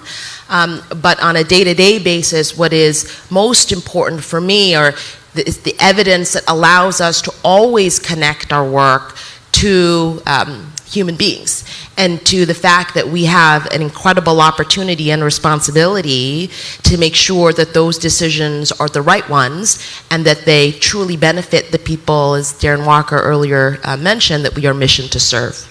If I could just add one thing and then turn it over. I just wanted to segue and really unite two of the things. You talked about sort of the human elements, and you talked about disparities, and I wanted to give sort of two concrete examples so as to not be so abstract. One is, I think, much of the work that came out of the ACEs study, the adverse childhood trauma, that really talks about the human impact in a very complex system sort of way, that talks about child neglect, child abuse, child traumatic, child trauma, and looks at outcomes that are diverse. Outcomes around teen pregnancy, outcomes around chronic disease. So really takes a very broad lens to help us understand this critical time in childhood. The other, I think, is childhood obesity, where a tremendous amount of work. Some of it really, I think here is where philanthropy took real leadership, and here I'll tout my prior employer, Robert Wood Johnson Foundation, who put in, an enormous amount of money, $500 million, a decade ago, was to really think about policy interventions. And one of the things that the subsequent research showed is that while childhood obesity started to plateau overall, the racial and ethnic disparities actually grew. So I think it goes to your point that we need to be extraordinarily intentional at the outset, and if we miss it at the outset, that we used the evidence to highlight when we need to make mid-course corrections about the types of policy intervention so that we don't have unintended consequences of evidence-informed policies. So I want to follow up on what you just said, Armini, and also a point Maria made about just the importance of having clear direction and having clear evidence, because evidence isn't always clear, obviously, and sometimes the data is in conflict, sometimes the evidence space is unclear. We can get 20 PhDs in the room, we can get 20 different opinions and 20 different research papers sometimes explaining why their opinion is right. What do you do as a decision maker where there is conflicting data or where the evidence space is not fully developed? I didn't mean to stare at you when I asked the question. Okay. So I think the biggest problem there, of course, is you've got to act, right? You actually have to take steps and make decisions, and I think all you can do is look at what's been done so far and make your best judgment about the sum total of that work and what direction you should go in. But I think, just to go back to the first question, really, I think this evidence movement has three key challenges. We absolutely have to do things that work, or otherwise we're not going to make a difference. But interventions alone don't matter unless they fit well within systems in some form or another. And of course, and they also have to work in multiple locations, as everyone indicated. And underlying that, I think, is a real need to go beyond learning what works to focus much more on the challenges posed by evidence and scaling. And the scaling challenge has to do with understanding what's working well, what's not working so well, and implementing a program improvement strategy. We have to constantly be updating, adapting, because the nature of the problem changes. As the mayor said, the opioid crisis wasn't here 10 years ago when home visiting programs were getting started, for example. So I think it's this idea of moving towards performance improvement and continuous learning, and a recognition that That continuous process has everything to do with adaptability and evidence going hand in hand, program design and research design all along the way. Anyone else? I would just add to that, that includes being willing to stop implementing programs when you discover that they're not having the effect that you wanted, which takes a fair amount of political courage and focus. But if you've actually laid out the metrics and what you're trying to achieve in advance, and you've set up a clear accountability structure, that also then creates the framework to be able to say, you know what, this thing, we have to stop and put our resources elsewhere. It can be politically very, very difficult to do, but again, the evidence base can help make it possible. Yeah, and Rich, I think to your point about having either conflicting pieces of information or no pieces of information, I think that one of the unique responsibilities of government is that many times we are required by the circumstances facing us to act when we have incomplete information, right? Sometimes to act urgently in the face of incomplete information. So, and frequently to try to make good decisions in the midst of a bad situation. So I think you take the best of the evidence that you have available. I think they have to have some humility about understanding when, in fact, the information is complete. Even more humility in the circumstances when you know you're really doing something that seems like a good idea at the time, right? And you need to be able to take that and look back and say, was that really such a good idea? And you need to understand when you're acting on the evidence, or in fact, where maybe what you're doing can translate into an opportunity to contribute to the evidence. Sometimes we're operating in relatively what I call data-free zones. And in those moments, think about how is it that you can build in an assessment process, an evaluation process that will not only help you know if you're on the right path, but might serve to help others be spared this pain of operating in a data-free zone in whatever particular arena you're in. I'd like to think that there is a very standard way that policies made, decisions are made, but as we all know, it's just not true. It's an impossible environment to really create in government. And the reality, for instance, for us at HPD is we certainly do our own set of randomized controlled trials to look at the impact of our housing on the health and well-being of individuals who acquire that housing. We use large data sets from surveys that we do every 3 years on the vacancy, for instance, in this city, to really mining the more than 700,000 registered applicants for our lottery system. But the reality on a day-to-day basis is that we're always using incomplete information to arrive at the best decision that we can. The part, however, that I think is a real success, and it requires constant vigilance, is that the alternative would be to just go with an agency's inherited way of doing things, or what exists, as well-intentioned as it is, as just intuition, at worst theory, about how we can best use our resources. And so that the idea and the desire to kind of build an environment, build a team that is looking for the best evidence that is available to make those types of decisions, I think will have enduring impacts in our ability to deliver better services. But no doubt it requires us to, in many ways, operate in 2 gears. The gear that is, if we're doing a randomized control trial, you'd really need uncommon patience to use the findings of that type of study in the way that's most thoughtful. But the second gear is a real sense of urgency about the change that needs to happen now and the services that need to be delivered now. And that's okay, because I think that that is the work of government, to enact change on those 2 gears at the same time, and always operating with both a sense of urgency and uncommon patience given the complexity of the problems that we're trying to solve. So I want to dig in deeper to something you said and what you just said, Cecilia, also about the importance. Obviously the goal is to invest in the things that work and not to invest in the things that don't work.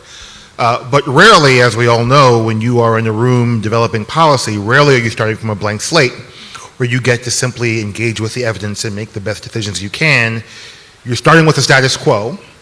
That status quo has constituents, well-meaning or otherwise, but the status quo has constituents. How do you balance those things? And sometimes I think part of the question is how do you elevate evidence in a world where people have other priorities that are not necessarily evidence-driven? How does that work politically? How do you navigate those decisions? How do you communicate about the importance of evidence-based practice? So it's worth making sure that you have a robust operation to actually engage the communities, the people that you're talking about. It's important to understand things from a community perspective and to really make sure that you're being assertive in kind of understanding things from every angle, especially from the point of view of the people in question. To make sure that there isn't something that the evidence isn't capturing. So that's, I think, one very important element. And we in the Obama administration, we spent a lot of time sort of in communities to make sure that we understood or did our best to understand and made sure those voices got elevated in the policymaking process. But at the same time, a constituency for something, frequently the constituency for something was less in communities and more in the Congress. And, you do have to be willing to say to folks, the fact that we've been doing this way and, for this amount of time doesn't make it a good thing to do necessarily, doesn't make it the right thing to do to move forward, doesn't make it the best use of resources. And assuming that we've done your homework and kind of understood the community dimensions. Look, I worked for a guy who was very, very insistent that if something wasn't working, then you move away from that because those dollars can be better used having an impact in some other way. And he was willing to take political hits for that, including for members of his own party in the Congress, if he believed, if he was persuaded that we were making the right judgment with respect to what was going to have the most impact in, again, looking at disparities in particular, looking at outcomes in particular, looking at constituencies that we were trying to affect. Because frankly, at least in the federal sense, I don't know if that's true in the city, but certainly with respect to the federal government, doing things the way we have always done them is almost the worst thing you can say. It's, if you start there, it can be the kiss of death for something, just because there's a lot that the federal government has gotten wrong over time. But it's important to have an analytical framework. It's very important to have a community framework, particularly if you're going to be making that kind of decision. So I would add to that, and this, I think, builds on some of the comments, again, on the earlier panel when Darren Walker talked about the type of expertise that has value, right? There's many types of expertise that have value. And so evidence can come in many forms. Certainly it comes in the form sometimes of randomized clinical trials. Sometimes it comes in the form of consensus documents and expert opinion. Sometimes it comes from hearing about the lived experience and how things will impact people on the ground. Sometimes we have the luxury ahead of time to do that kind of deep public engagement. And frankly, sometimes government in particular needs to respond to changing situations that emerge critically and actually hinder us from doing the thoughtful public engagement that we want to do. And, to follow up on Maria's comments, you do need to fire on multiple cylinders, sometimes concurrently, sometimes sequentially, but you need to be able to adapt to the situation. The justice principles around poverty and how poverty affects people more broadly. I think that one of the things that we have an opportunity to do is to try to see the world from each other's lenses, right? So many of the initiatives that were talked about today were presented from an economic and anti-poverty lens. But as a clinician, as a public health practitioner, I heard it. I'm going to mix a metaphor, because I guess I heard it through my ear, didn't see it through a lens. I heard those things as not just anti-poverty initiatives. I heard them as pro-community health initiatives, right? As a young physician taking care of a patient with diabetes and telling them to go home and use their insulin, you know, what did home mean? Did they have a home? Did they have a home with a refrigerator? So when I hear about an affordable housing plan, I don't hear that just as something that eases people's economic burden. I hear that as something that allows families and individuals to be healthier. When I hear about, you know, our crime rates going down, when the mayor rolls out his decrease of stop and frisk, those issues around justice attend not just to individual sense of well-being, they attend to community mental health that allows communities to be healthy. So I think trying to sort of understand how many of the same policies actually speak to us simultaneously from where our work is allows some common ground for that dialogue where maybe constituents feel less threatened by the conversation because they're no longer constituents. They are partners who bring a different perspective to trying to solve the very difficult problems in front of us. So again, building on this same premise that clearly we want to do more investment in things that work and less in things that don't, is there ever a downside to a focus on evidence-based practice? Can that be too much of a focus? Is there a context where that can do more harm than good? Sure, absolutely. I mean, I think the biggest risk on the evidence front is this idea that seems to be, currently seems to be rising up again, but I thought we had moved beyond it, of this idea of one and done. It worked, we'll fund it some more. It didn't work, we have to cut it right away.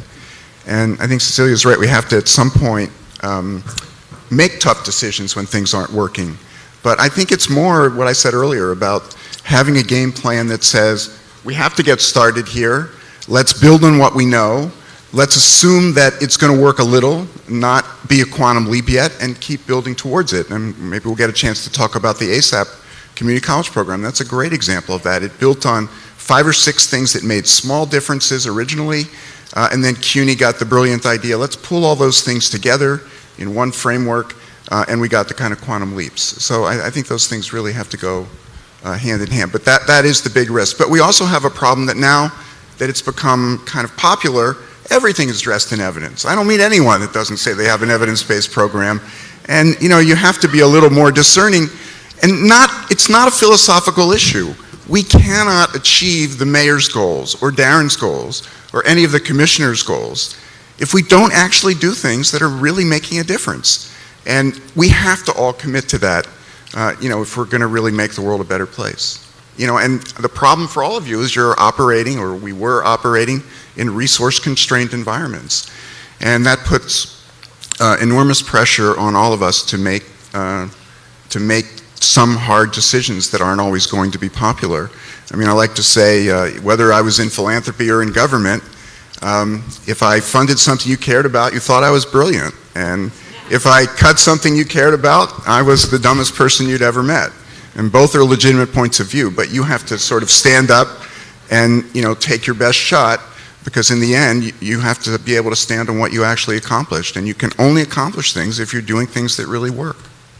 I'll just add to that, the political time horizon and the time horizon of being able to take on a longer term intervention that really works are very frequently not the same thing. And so I think one of the potential downsides of relying so heavily on evidence-based practices is that politically there are incentives to change up things in the short term when you could be on a trajectory to actually have impact in a longer term. So it's important to actually kind of have a sense of what the time frame is that you're looking at and be willing to make investments that may not show results in the early years, but in the out years could have big results. And the political incentives to do that, I think, are a challenge. Right. I think that's one of the places where philanthropy in particular can make a tremendous contribution, right? Philanthropy can take longer-term strategic risk in ways that the political constraints around government don't always facilitate. So I think that thinking about that partnership in terms of what kinds of investments, in policy, what kinds of investments in program, what kinds of investments in practice, and what kinds of investments in analysis to be done in a complementary fashion with funders who come with different skills and constraints and dollars to put on the table is important. I'd add that one of the, I think it would be a good thing for all of us to reflect on whether the evidence-based movement, to make sure that it is not recreating a lot of those structures that we are trying to address in the first place, of privilege and exclusivity, and thinking about in those rooms where evidence is discussed, where evaluations are crafted, where the findings then turn into policy, that those are, that both in substance and that it is accessible to all of the communities that we are here to serve, and that it is both in language and substance that we're doing everything that we can to not translate, but to ensure that the communities and the people are kind of co-creators, co-designers, data unpackers, and therefore co-decision makers in all of this. And that will mean a different thing based on the policy area or the issue at hand, but real thought given to whether it is open enough, embracing enough, accessible enough, so that it achieves its best outcome, I think will be really important, and it's always a challenge. And the thing I would add is never underestimate how willing and capable people are to make a contribution to that dialogue. And again, I'll use one concrete example. It's actually not from New York, just because I was living elsewhere at the time. But when H1N1 pandemic was, before H1N1, when we were really doing our serious pandemic influenza planning, there were federal guidelines around how to think about rationing antiviral medications. We convened a panel of the usual suspects of experts, the healthcare community, the public health community, but then we went further and we went out into community. We held 8 sessions, lay public, all-day sessions. We had simultaneous translators so that people could, we intentionally focused them on ethnic communities that we thought were heavily monolingual in another language. So we had one that was simultaneously translated in Spanish, one that was simultaneously translated in Chinese. And we asked people really hard things. We posed to that, we gave them some basics, but we gave them really hard scenarios. For example, we said, you're the ER doc. You've got 5 patients, a baby who just got hit by a car, a 70-year-old who just had a heart attack, a 25-year-old with influenza, and pick 2 other patients. We said, you've got 3 ventilators. Who gets them? The level of sophistication of the discussions in these sessions was just incredibly profound and really helped inform our decision makers as public health policy makers. That's a great example. Thank you. Goran, you mentioned CUNY ASAP a moment ago, and definitely a highlight, a real success story about bringing to scale on innovation that we proved the impact on a smaller scale. How is MDRC thinking about that and other innovations that are ready to bring to scale? What is your approach, particularly given the current federal landscape where, as we've said, we may not have the kind of willing partner to help bring those investments to scale? Well, on the national question, I'm a long-term believer in watch what they actually do, not just what they say. And I have been on both sides of that aisle, and we have a long way to go, and we'll have to see what the final compromises are. The 2017 budget, it's temporary, it's just 5 more months, but it made a few cuts, but it mostly increased in a lot of areas that are, I think, really important. So at MDRC, as I said, I think we feel increasingly that we've begun to understand in many areas what's making a difference. Now the challenge is how to do that at scale and how to do it in a way that really understands and adapts to differences in context. There are a bunch of examples, and the New York City Opportunity Initiative, I think, has been central to this. It's really set the model across the country. Whatever happens in Washington, states and cities are operating. And they're increasingly, the WISIP initiative in Washington State, the director of OMB in Utah, they're all picking up the kind of CEO model and saying, we have to move forward. We're going to make a bigger difference here. Let's try to build out what we've got in the highest quality kind of a way. So in the ASAP example, we tried, the key problem in community colleges is the graduation rates are very, very low, especially among students who begin needing remedial education. So we tried some strategies that involved performance-based scholarships to try to incentivize attendance and sticking with it, that rewarded young people for their performance in school. We tried a range of support services like tutoring and counseling. All of these things that we tried made a small difference, and once it ended, those differences kind of faded. In a brainstorming session at City University of New York, who'd been a participant in many of those initiatives, the chancellor, I think, was in that meeting, and he basically said, well, why don't we try all these things together? And that's essentially what ASAP did.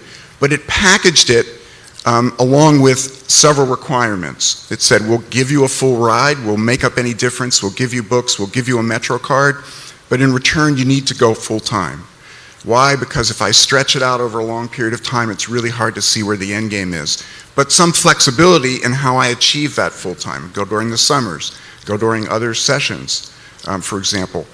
And I need to take any remedial courses first, not last, so I don't spend down all my Pell Grant and get to the end and not be able to move forward. After 3 years, the program doubled the graduation rate, as Tony said earlier, from 22% to 40%. That's the kind of quantum leap that is all too rare. The mayor immediately moved decisively to expand the program citywide. As Tony said, there are now 25,000 students participating. I think he put some $50 million or more behind that initiative. And as an example of New York being a kind of laboratory for innovation and experimentation, we're now testing a similar model with CUNY in Ohio in 3 colleges. And the early results from that look like they're on track to get the same kinds of results. And Governor Kasich, our Republican in Ohio, has just plunked down $10 million more to expand that initiative. Westchester Community College is doing it, a college in California, and we've begun to adapt it to try to get the cost down over time. I could give lots of examples like that. Jobs Plus, Work Advance, incubated here, picked up nationally, and increasingly making a bigger and bigger difference with some resources from the federal government coming back to the city. Great. Cecilia, you've had a career that spanned organizing for racial equity, supervising domestic policy for the country out of the White House. Now technology is a central focus of your work. Why? So I just joined an organization called New America, and we have a New York office. Our New York director, Ilana Brightman, sitting right there. And it's, technology is, we're at this point in our trajectory that where the Industrial Revolution is happening. I mean, what's happening is really the equivalent of the Industrial Revolution, which changed everything about how people work and how society is organized, and we are in that kind of transformative moment again now. And if technology is clearly going to have some impact on inequality, it's either going to make it worse or it's going to make it better. But it's not going to reduce inequality just by itself, right? What we learned, from the experience of the big transformation that happened, a century and more ago, is that it took a while to organize the structures that supported people, that dealt with child labor and the other things that kind of developed because of this rapid change in technology. We now are in a situation where we can see it coming, and so we want to make sure that we are doing everything we can to harness the tools of technology to address the very same things that we're talking about here. And so one of my challenges at this new organization is to essentially harness some of the talent that we brought into government during the administration, which had a really transformative effect on how the federal government works, and to make sure that that same talent and expertise is available in the NGO sector to all, to the folks who are making change, serving communities, doing good work every single day. It's really clear to me that the way that we're going to be doing all kinds of important things, addressing homelessness, protecting voting rights, like whatever it is ultimately going to involve data and technology. And we haven't figured it out yet, but we need to, and we need to get ahead of that rather than be responding to ways in which technology is going to change the workforce. We need to be making sure we're putting the same tools which are going to have this transformative impact into the hands of the folks that we know already, because we have data, we know our history, into the hands of the communities that typically get left behind. You mentioned NGOs, so it's a question for the entire panel. As we've discussed time and time again this morning, the way we do this work is really through a partnership. It involves government, of course, philanthropy, but also community-based organizations, large and small, that do the heavy lifting and the work of delivering human services to people.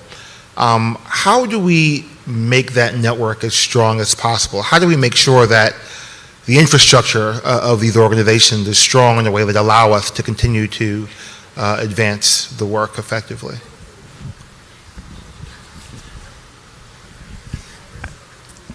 I'll give it a go. This is exactly right. Whether you're government or you're a foundation, you accomplish your goals almost primarily, not exclusively, but almost primarily through the nonprofit sector.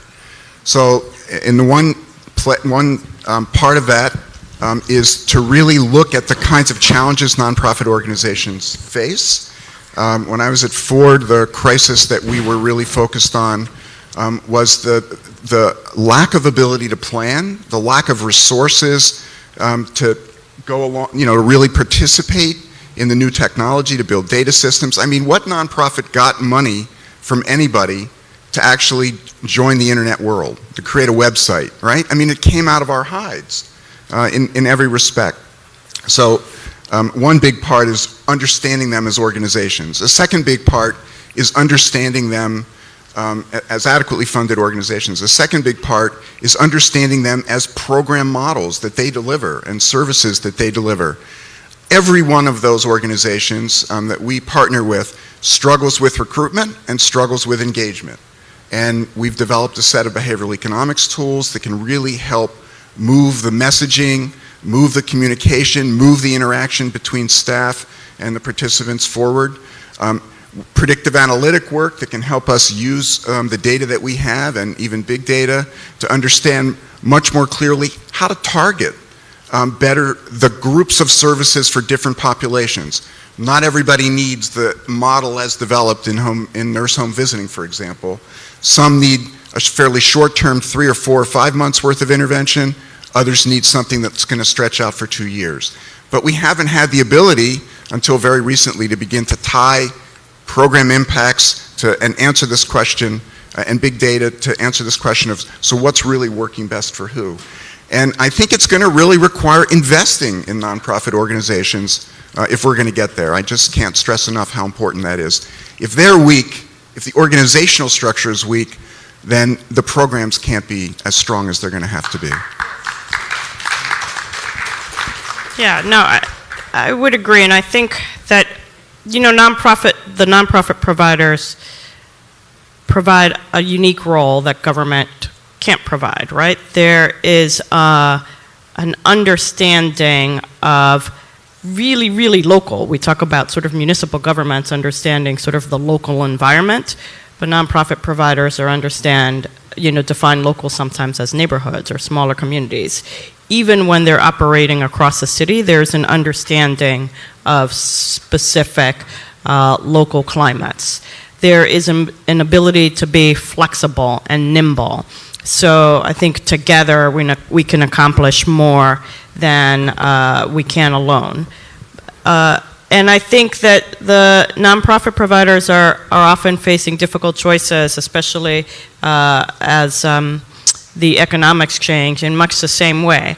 So I think, again, engaging with nonprofit providers in a thoughtful and honest way, as I think we have with, my partner in crime, co-chairing the Nonprofit Resiliency Committee, that's really talking about how do we address those core concerns of the nonprofit sector, which is not monolithic, right? There are small nonprofit organizations, there are large nonprofit organizations, there are different concerns, but how do we, and there are different sectors within that, how do we begin to address those concerns in a credible, strategic, and viable way to move together, not fixing all the problems in one fell swoop, because many of these issues have accumulated for a long time in government as well as outside of government.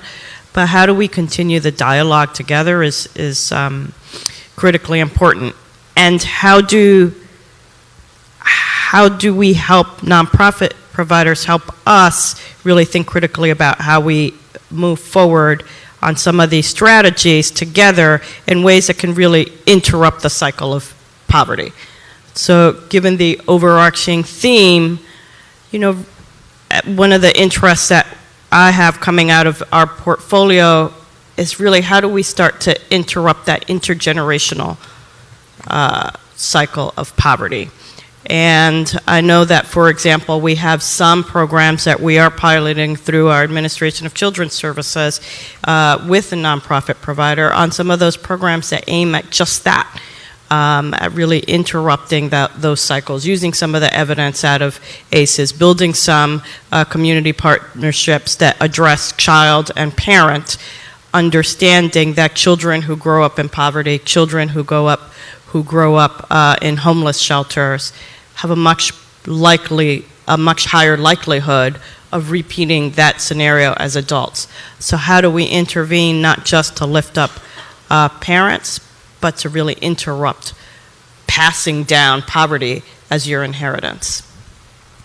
Can I add a couple things? And it's a more general answer to how we engage partners as government, whether not-for-profit or technologists or other stakeholders in all this. And I think it requires a couple of things.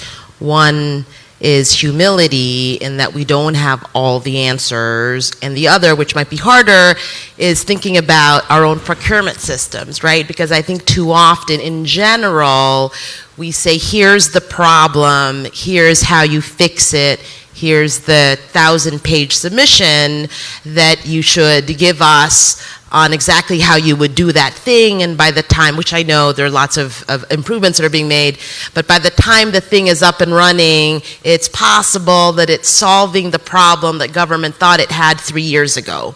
And it's it's a set of dynamics that not only is difficult for all of the different partners of different stripes to help us with really solve the problem, but then I don't think it can ultimately deliver the best outcome. And so all of the ways of government and policymakers really having the humility to say, there is this big problem, help us solve it without presupposing what all those specific interventions might be, and then the continual kind of creativity and flexibility to find different types of partners to work with us, I think will be important to this fight. So we have some great questions from the audience. We're not going to have time to get through all of them, but we'll get through as many as we can. So I'll ask the questions and hope everybody will just jump in our remaining time. So, our first audience question. Even bold leaders with good ideas can't make durable change without sustained political support from civil society. Who is working to build power to sustain an anti-poverty, anti-inequality movement? How do we do it? Simple question. So I'll start just with an institution that I know because I had the privilege of serving on its board, and it has strong connections among organizing networks in New York, and that's a group called the Center for Community Change. Make the Road New York is one of its strong affiliates, which is very focused on this question. It's focused on it around the country. It is focusing on organizing people themselves who are affected by these issues to make sure that their voices are heard in the debate. I've been associated with it and watched this movement really have impact on national policy debates over many years, and so that gives me a real sense of hope. I don't think it's unique. It's one that I happen to know well because I was deeply engaged myself. But I also think we're in this moment where, for better or worse, the people are kind of awakening to the notion that we actually really own this democracy of ours and that it is more fragile than we thought it was. And one of the impacts of that is that you're seeing engagement around the country on issues that matter, including issues like these, that I think people have a different, as a result of the election, people have a different sense of their voices mattering and the necessity of their engagement. Now, there are big questions about how sustainable that is, but the energy around it is unmistakable. And that also gives me hope that we have the capacity in the long run to address these issues because people are standing up. Not just standing up, but standing up for each other's issues. I think there is recognition that that we are in this together, and that the divide and conquer that has been very successful at dividing and conquering, not unintentionally and not by accident, that only united can we start to overcome that. Only if we see each other, only if we see ourselves in another activist's vision, only if we hear ourselves in another activist's voice, can we truly move this agenda forward in a sustainable way. Could elect a mayor like Mayor de Blasio, that helps a lot. Good answer, good answer. I agree with that. You agree with that? Now we just need to keep our jobs is all. All right, what is the value of existing, this is a good question. What is the value of existing public data? How can we use the data that already exists to advance the work more effectively? How can we use data that already exists, public data that's broadly available? How can we use the data more effectively to advance the work? So one thing I would say about this, it's really important to start with a really good understanding of the problem that you're facing.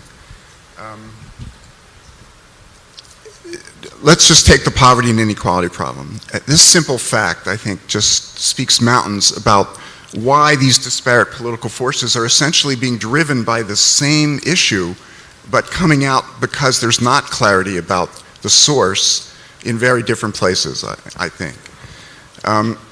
In 1973, the average full-time worker was earning $43,000 a year.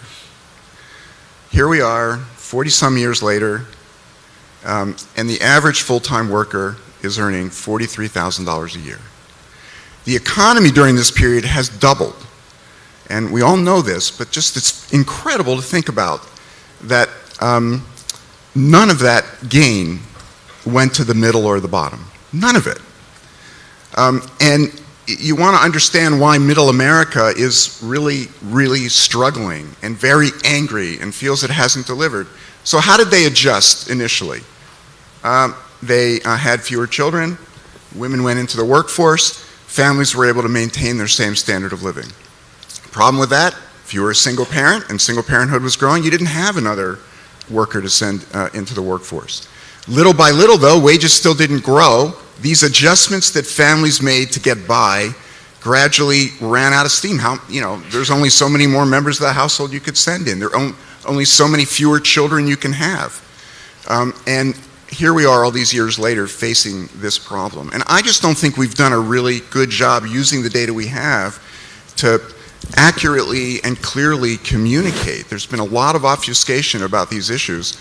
Just what's driving it? And I know this is a little more economic centric than we'd like to be, but it's not the only problem, but it is a serious one of the causes of the difficulty we're in. So getting the problem right, and then using the data we have to do a much better job understanding the range of positive effects that various programs have so that we're not narrowly defining those gains, and then tracking people over time and beginning to understand where we're succeeding, who we're not succeeding with, who we are, building on our strengths, and trying to do these mid-course corrections as described in order to make what we're doing a lot stronger.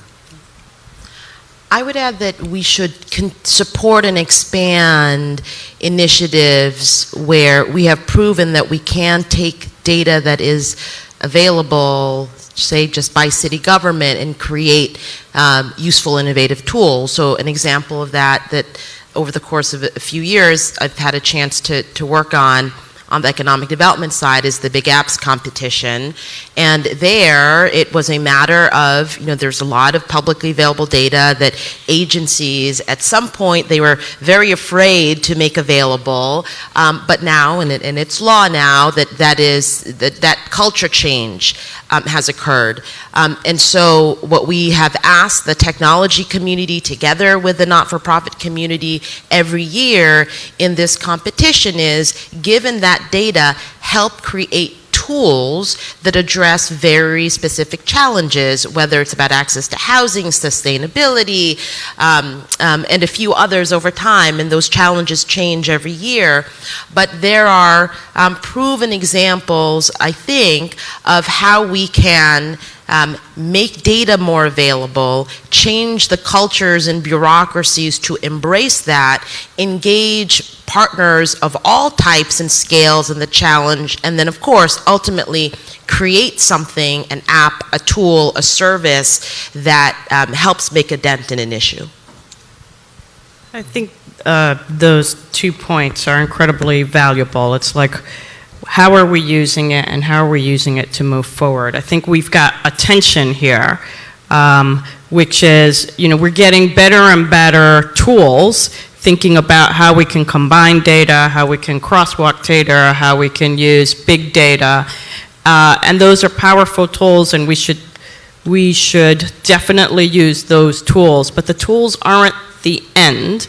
And I think while we should be enthralled in many ways by the data, I have a little internal geek, we shouldn't be so bedazzled by the data that we forget that at the very start, we have to have clarity of what question we're asking, what's the answer that we're trying to get that would be helpful, and then how do we construct the tools to allow us to get there.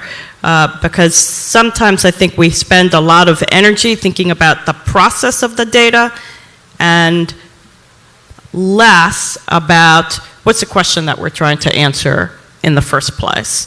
And is this the right data to help us get there?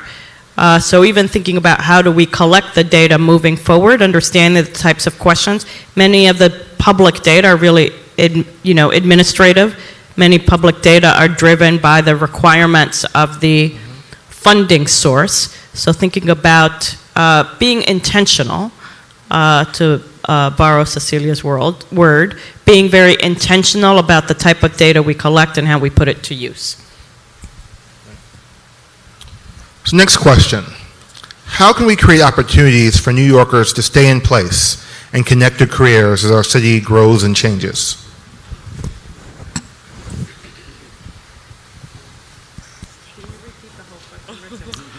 How can we create opportunities for New Yorkers to stay in place and connect to careers as our city grows and changes? How can we make sure that New Yorkers don't aren't displaced? How do we make sure they can stay connected to housing and to jobs as our city continues to grow?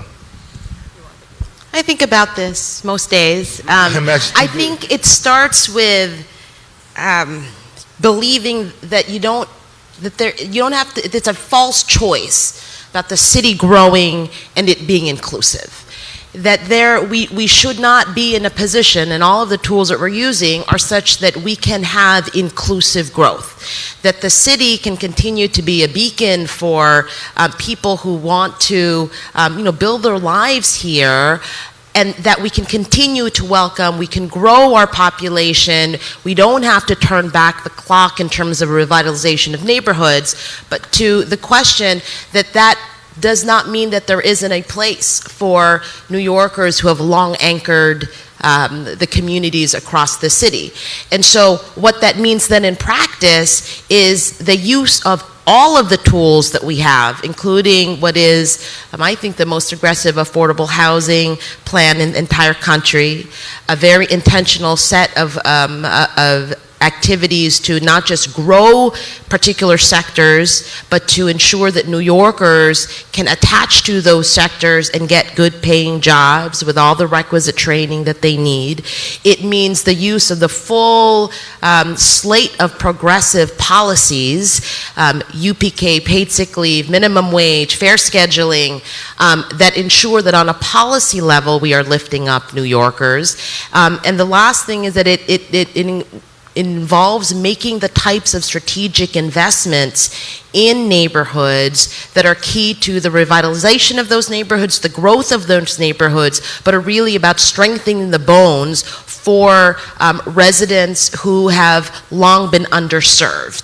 And so there are lots of different tactics and tools and policies, all of which we are trying to move forward in all cylinders to address, but the core belief has to be that there is a way to grow the city, but grow it in a way that is just and equitable for both current New Yorkers and future New Yorkers who have long believed this place to be the type of place where they could reach a little bit higher and dream just a little bit bigger. Annette, you have a thought? I'd like to say that perhaps most important of all is to have leadership who actually places this as a value. And you just heard that articulated by Maria, rattling off these economic policies. It's to call the question, to call the question and to have that question present in mind, heart, soul, and body of work every day, so that as we're moving forward towards growth, we're thinking very deliberatively about prevention of displacement and inclusivity in that growth. So it's not an afterthought, it is a forethought held in front of us at every step of the way. So this question is related to that one, but focused on a particular part of the population. Asking about New Yorkers who do not have a high school diploma. What can we do to help these New Yorkers succeed when jobs, even at entry level, require a diploma? So what in particular can we do for those New Yorkers who do not have a high school diploma or GED as they try to participate in the economy of the city? So I think this is one of our most difficult challenges, and we need to do better at keeping them in school and helping them graduate as a first start, and that needs to go all the way from birth to college and then on to career. And I think there's a range of interesting initiatives that have tried to do that. And then we need a set of strategies. I always call this problem of the out-of-school young people, it's kind of a non-system problem. The systems that do touch them are criminal justice, and they're not, they're exactly where you don't want to be. There have been a number of things tried. Youth Build is a great program that was incubated in East Harlem. The Door is an incredible program that's making a difference every day for hundreds and thousands of New York young people. But there's no consistent funding source for most of those initiatives. I think the key things that we need are strategies that re-engage, strategies that create opportunities for young people to both serve, that is contribute, feel that there's some meaning in their playing a role in society, that give them opportunities to work and that give them opportunities to re-engage in schooling. And then unfortunately, given the sophisticated, technologically advanced world that we are now in the midst of, we have to tie getting a GED, for example, and early work experience to going to community college and getting a college degree or getting a certificate in a program area that works. And in addition to this whole thrust of upward mobility initiatives, we absolutely have to make work pay. And the minimum wage is part of that. A singles earned income tax credit is another part of that. We really need to build both of those agendas out if we're gonna really tackle that problem. I would just add to that, and I'm sure you could say that, talk about this in even greater detail than I can, that one of the ways to avoid this dynamic in the first place is to make sure that we're doing right by our kids in the school systems all the way through. In the Obama administration, we were deeply engaged in an effort to sort of rethink high school, among many other things, in part because high school today looks a lot like it did when I was in high school, and it's not really, it's not engaging students in a way that helps them see what's possible, not just with respect to going to college and continuing their education, but also what's possible in the workforce. And I visited programs that were doing this, and there are some in New York that are engaged with local employers that provide project-based learning so that students see the connection between the math that they're wrestling with and what they will be doing with it out in the real world. There is a whole way to make high school engaging that we're in much of the country failing to use, which is why it contributes to students getting disconnected in the first place. So we have to be both making sure we are doing right by the students who have already fallen out of the system, but we also have to be addressing the reasons that they fall out in the first place. All of which is we have the capacity to do. There are a lot of models out there that have demonstrated real effectiveness, but we have failed to sort of engage them around the country. Thank you. So here's our last question, similar to the question that Matt asked to Darren and the mayor. What are you most excited about moving forward? And if you have one, what is the innovation, the program, the intervention, the approach that you would love to see us pay more attention to? I guess I'll start. I served in the Obama administration for 8 years. I have the good fortune to land at an organization that I think is doing really innovative things. I think what I've learned from this whole experience is that, change is possible. These are not insurmountable problems. We know in part because the evidence tells us in a lot of areas that there are answers to these difficult questions. Sometimes it's a question of resources. Sometimes it's a question of organizing the various government agencies to make sure that we're all working together. Sometimes it's a question of organizing NGOs and others who are so busy that it's hard for them to work together. But my favorite example is that in the federal government we have this body called the Interagency Council on Homelessness. It's a wonky, nerdy policy person's dream, because what it does is aggregate the data of what works and organize all the agencies of the federal government, not just the housing people, but the Department of Labor and HHS and the nerds at the White House like me, into a strategy. And we, for 8 years, decided to row in the same direction aggressively, and veterans' homelessness went down dramatically. Chronic homelessness went down. We were starting to make a dent even in youth homelessness, which is the hardest of those nuts to crack.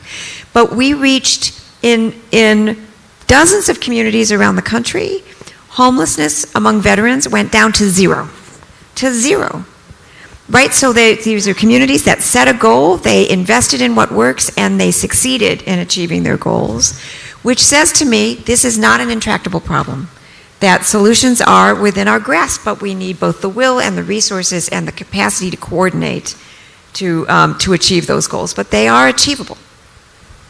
Thank you. Gordon? So I definitely think that's right, and we have lots of evidence that that's the case. I guess I'm probably naively hopeful, not just because we have begun to identify things that make quantum leaps like ASAP, the Work Advanced program, several others that are really making a difference, and the progress we're making at key stages in the birth to college pipeline. But I'm also kind of excited. Periods like this are incredibly difficult for everyone, but they really force us to try to step up our game. And it also means that the locus of control is going to move to state and local governments. And they are the engines of innovation in America historically. They are the place that we have to work through how to get these problems solved.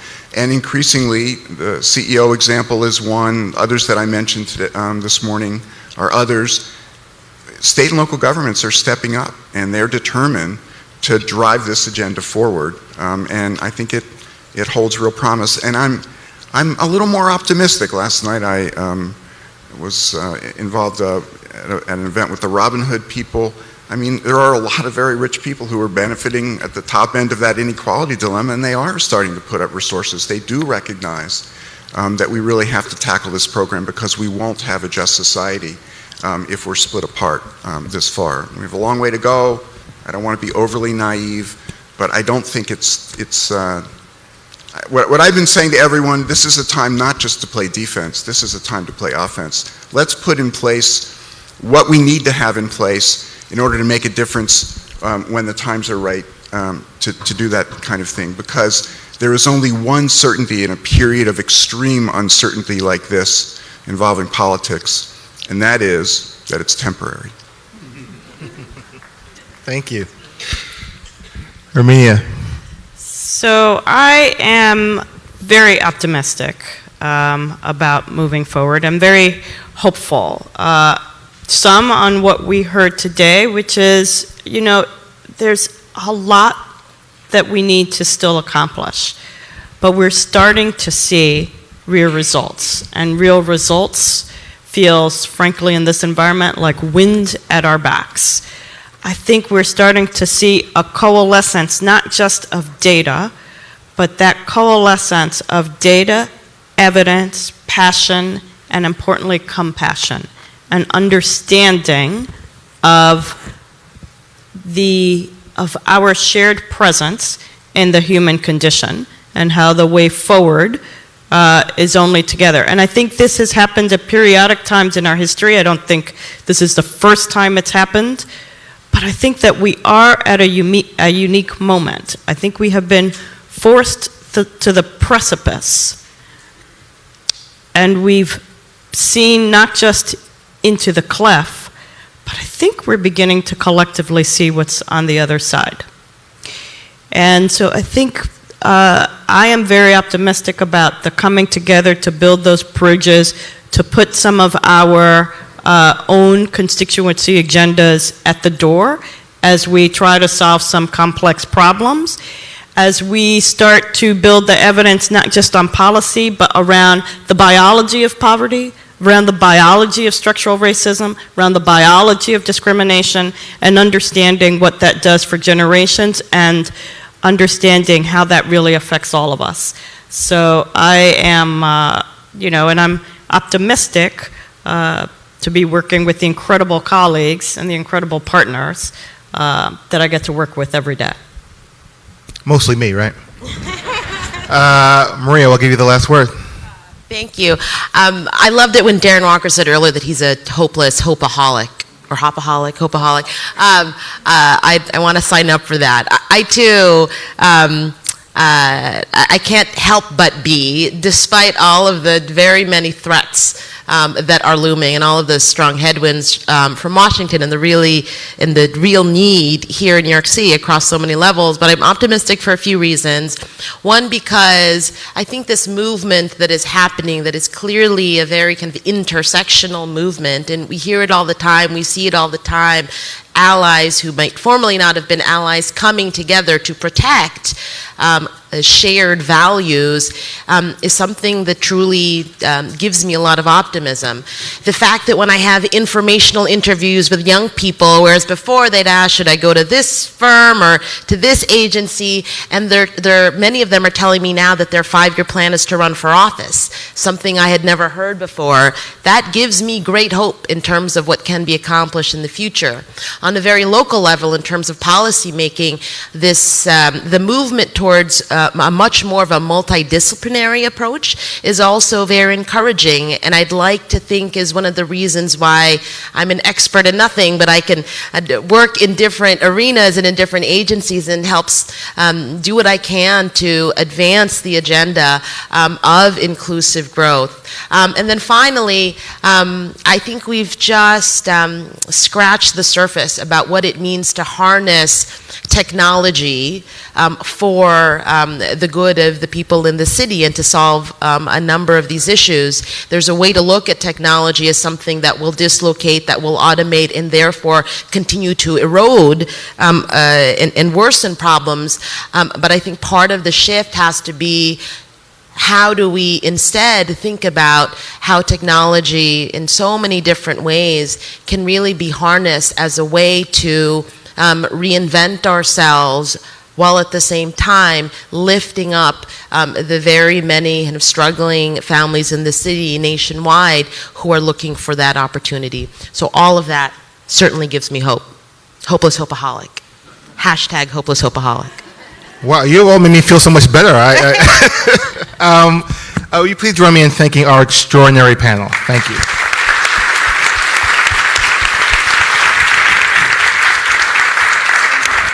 You can feel free to walk. And look, I'm going to close in 2 minutes. To my hardcore data policy nerds, the evidence-based geeks, you are my people. Thank you for being here. But let me also just express my appreciation for all of the administration leaders who've been here. It's truly, I feel so appreciative to have you as colleagues, and to Gordon and Cecilia to have access to your wisdom. So thank you very much. And then I just want to take the indulgence to offer one more word of thanks, which is to the staff of now NYC Opportunity, previously of the Center for Economic Opportunity, HHS Connect. You know, these are two units that have enjoyed amazing reputation nationally, locally, and that's due to the work of the staff that were here before I got here, that have really been at the forefront of thinking about innovation and evidence. And so I'm so appreciative to you all. I want to just call out a few of the team leaders, particularly the ones who've been here for a while. So Carson Hicks is the Deputy Executive Director. Where's Carson? Give a shout, Carson. I don't know, probably, oh, there she is, good. Carson's the engine that makes CEO run. Kate Dempsey, our Director of Strategy and Operations, and who helped put this together. Christine D'Onofrio, who's the genius behind the numbers, Director of our Policy Research. Darren Walker, who's the de facto leader of HHS Connect and the head now of our data integration team. David Berman, who's a resident expert in so many programs and evaluation. And Shanique Keegan, who's been running our Social Innovation Funds, the proud award winner of not one but 2 White House awards. So we have so many staff, I won't go through them all, but for our longtime team leaders, thank you very much for getting us to this place. And thank you all for being here. Enjoy the rest of the day.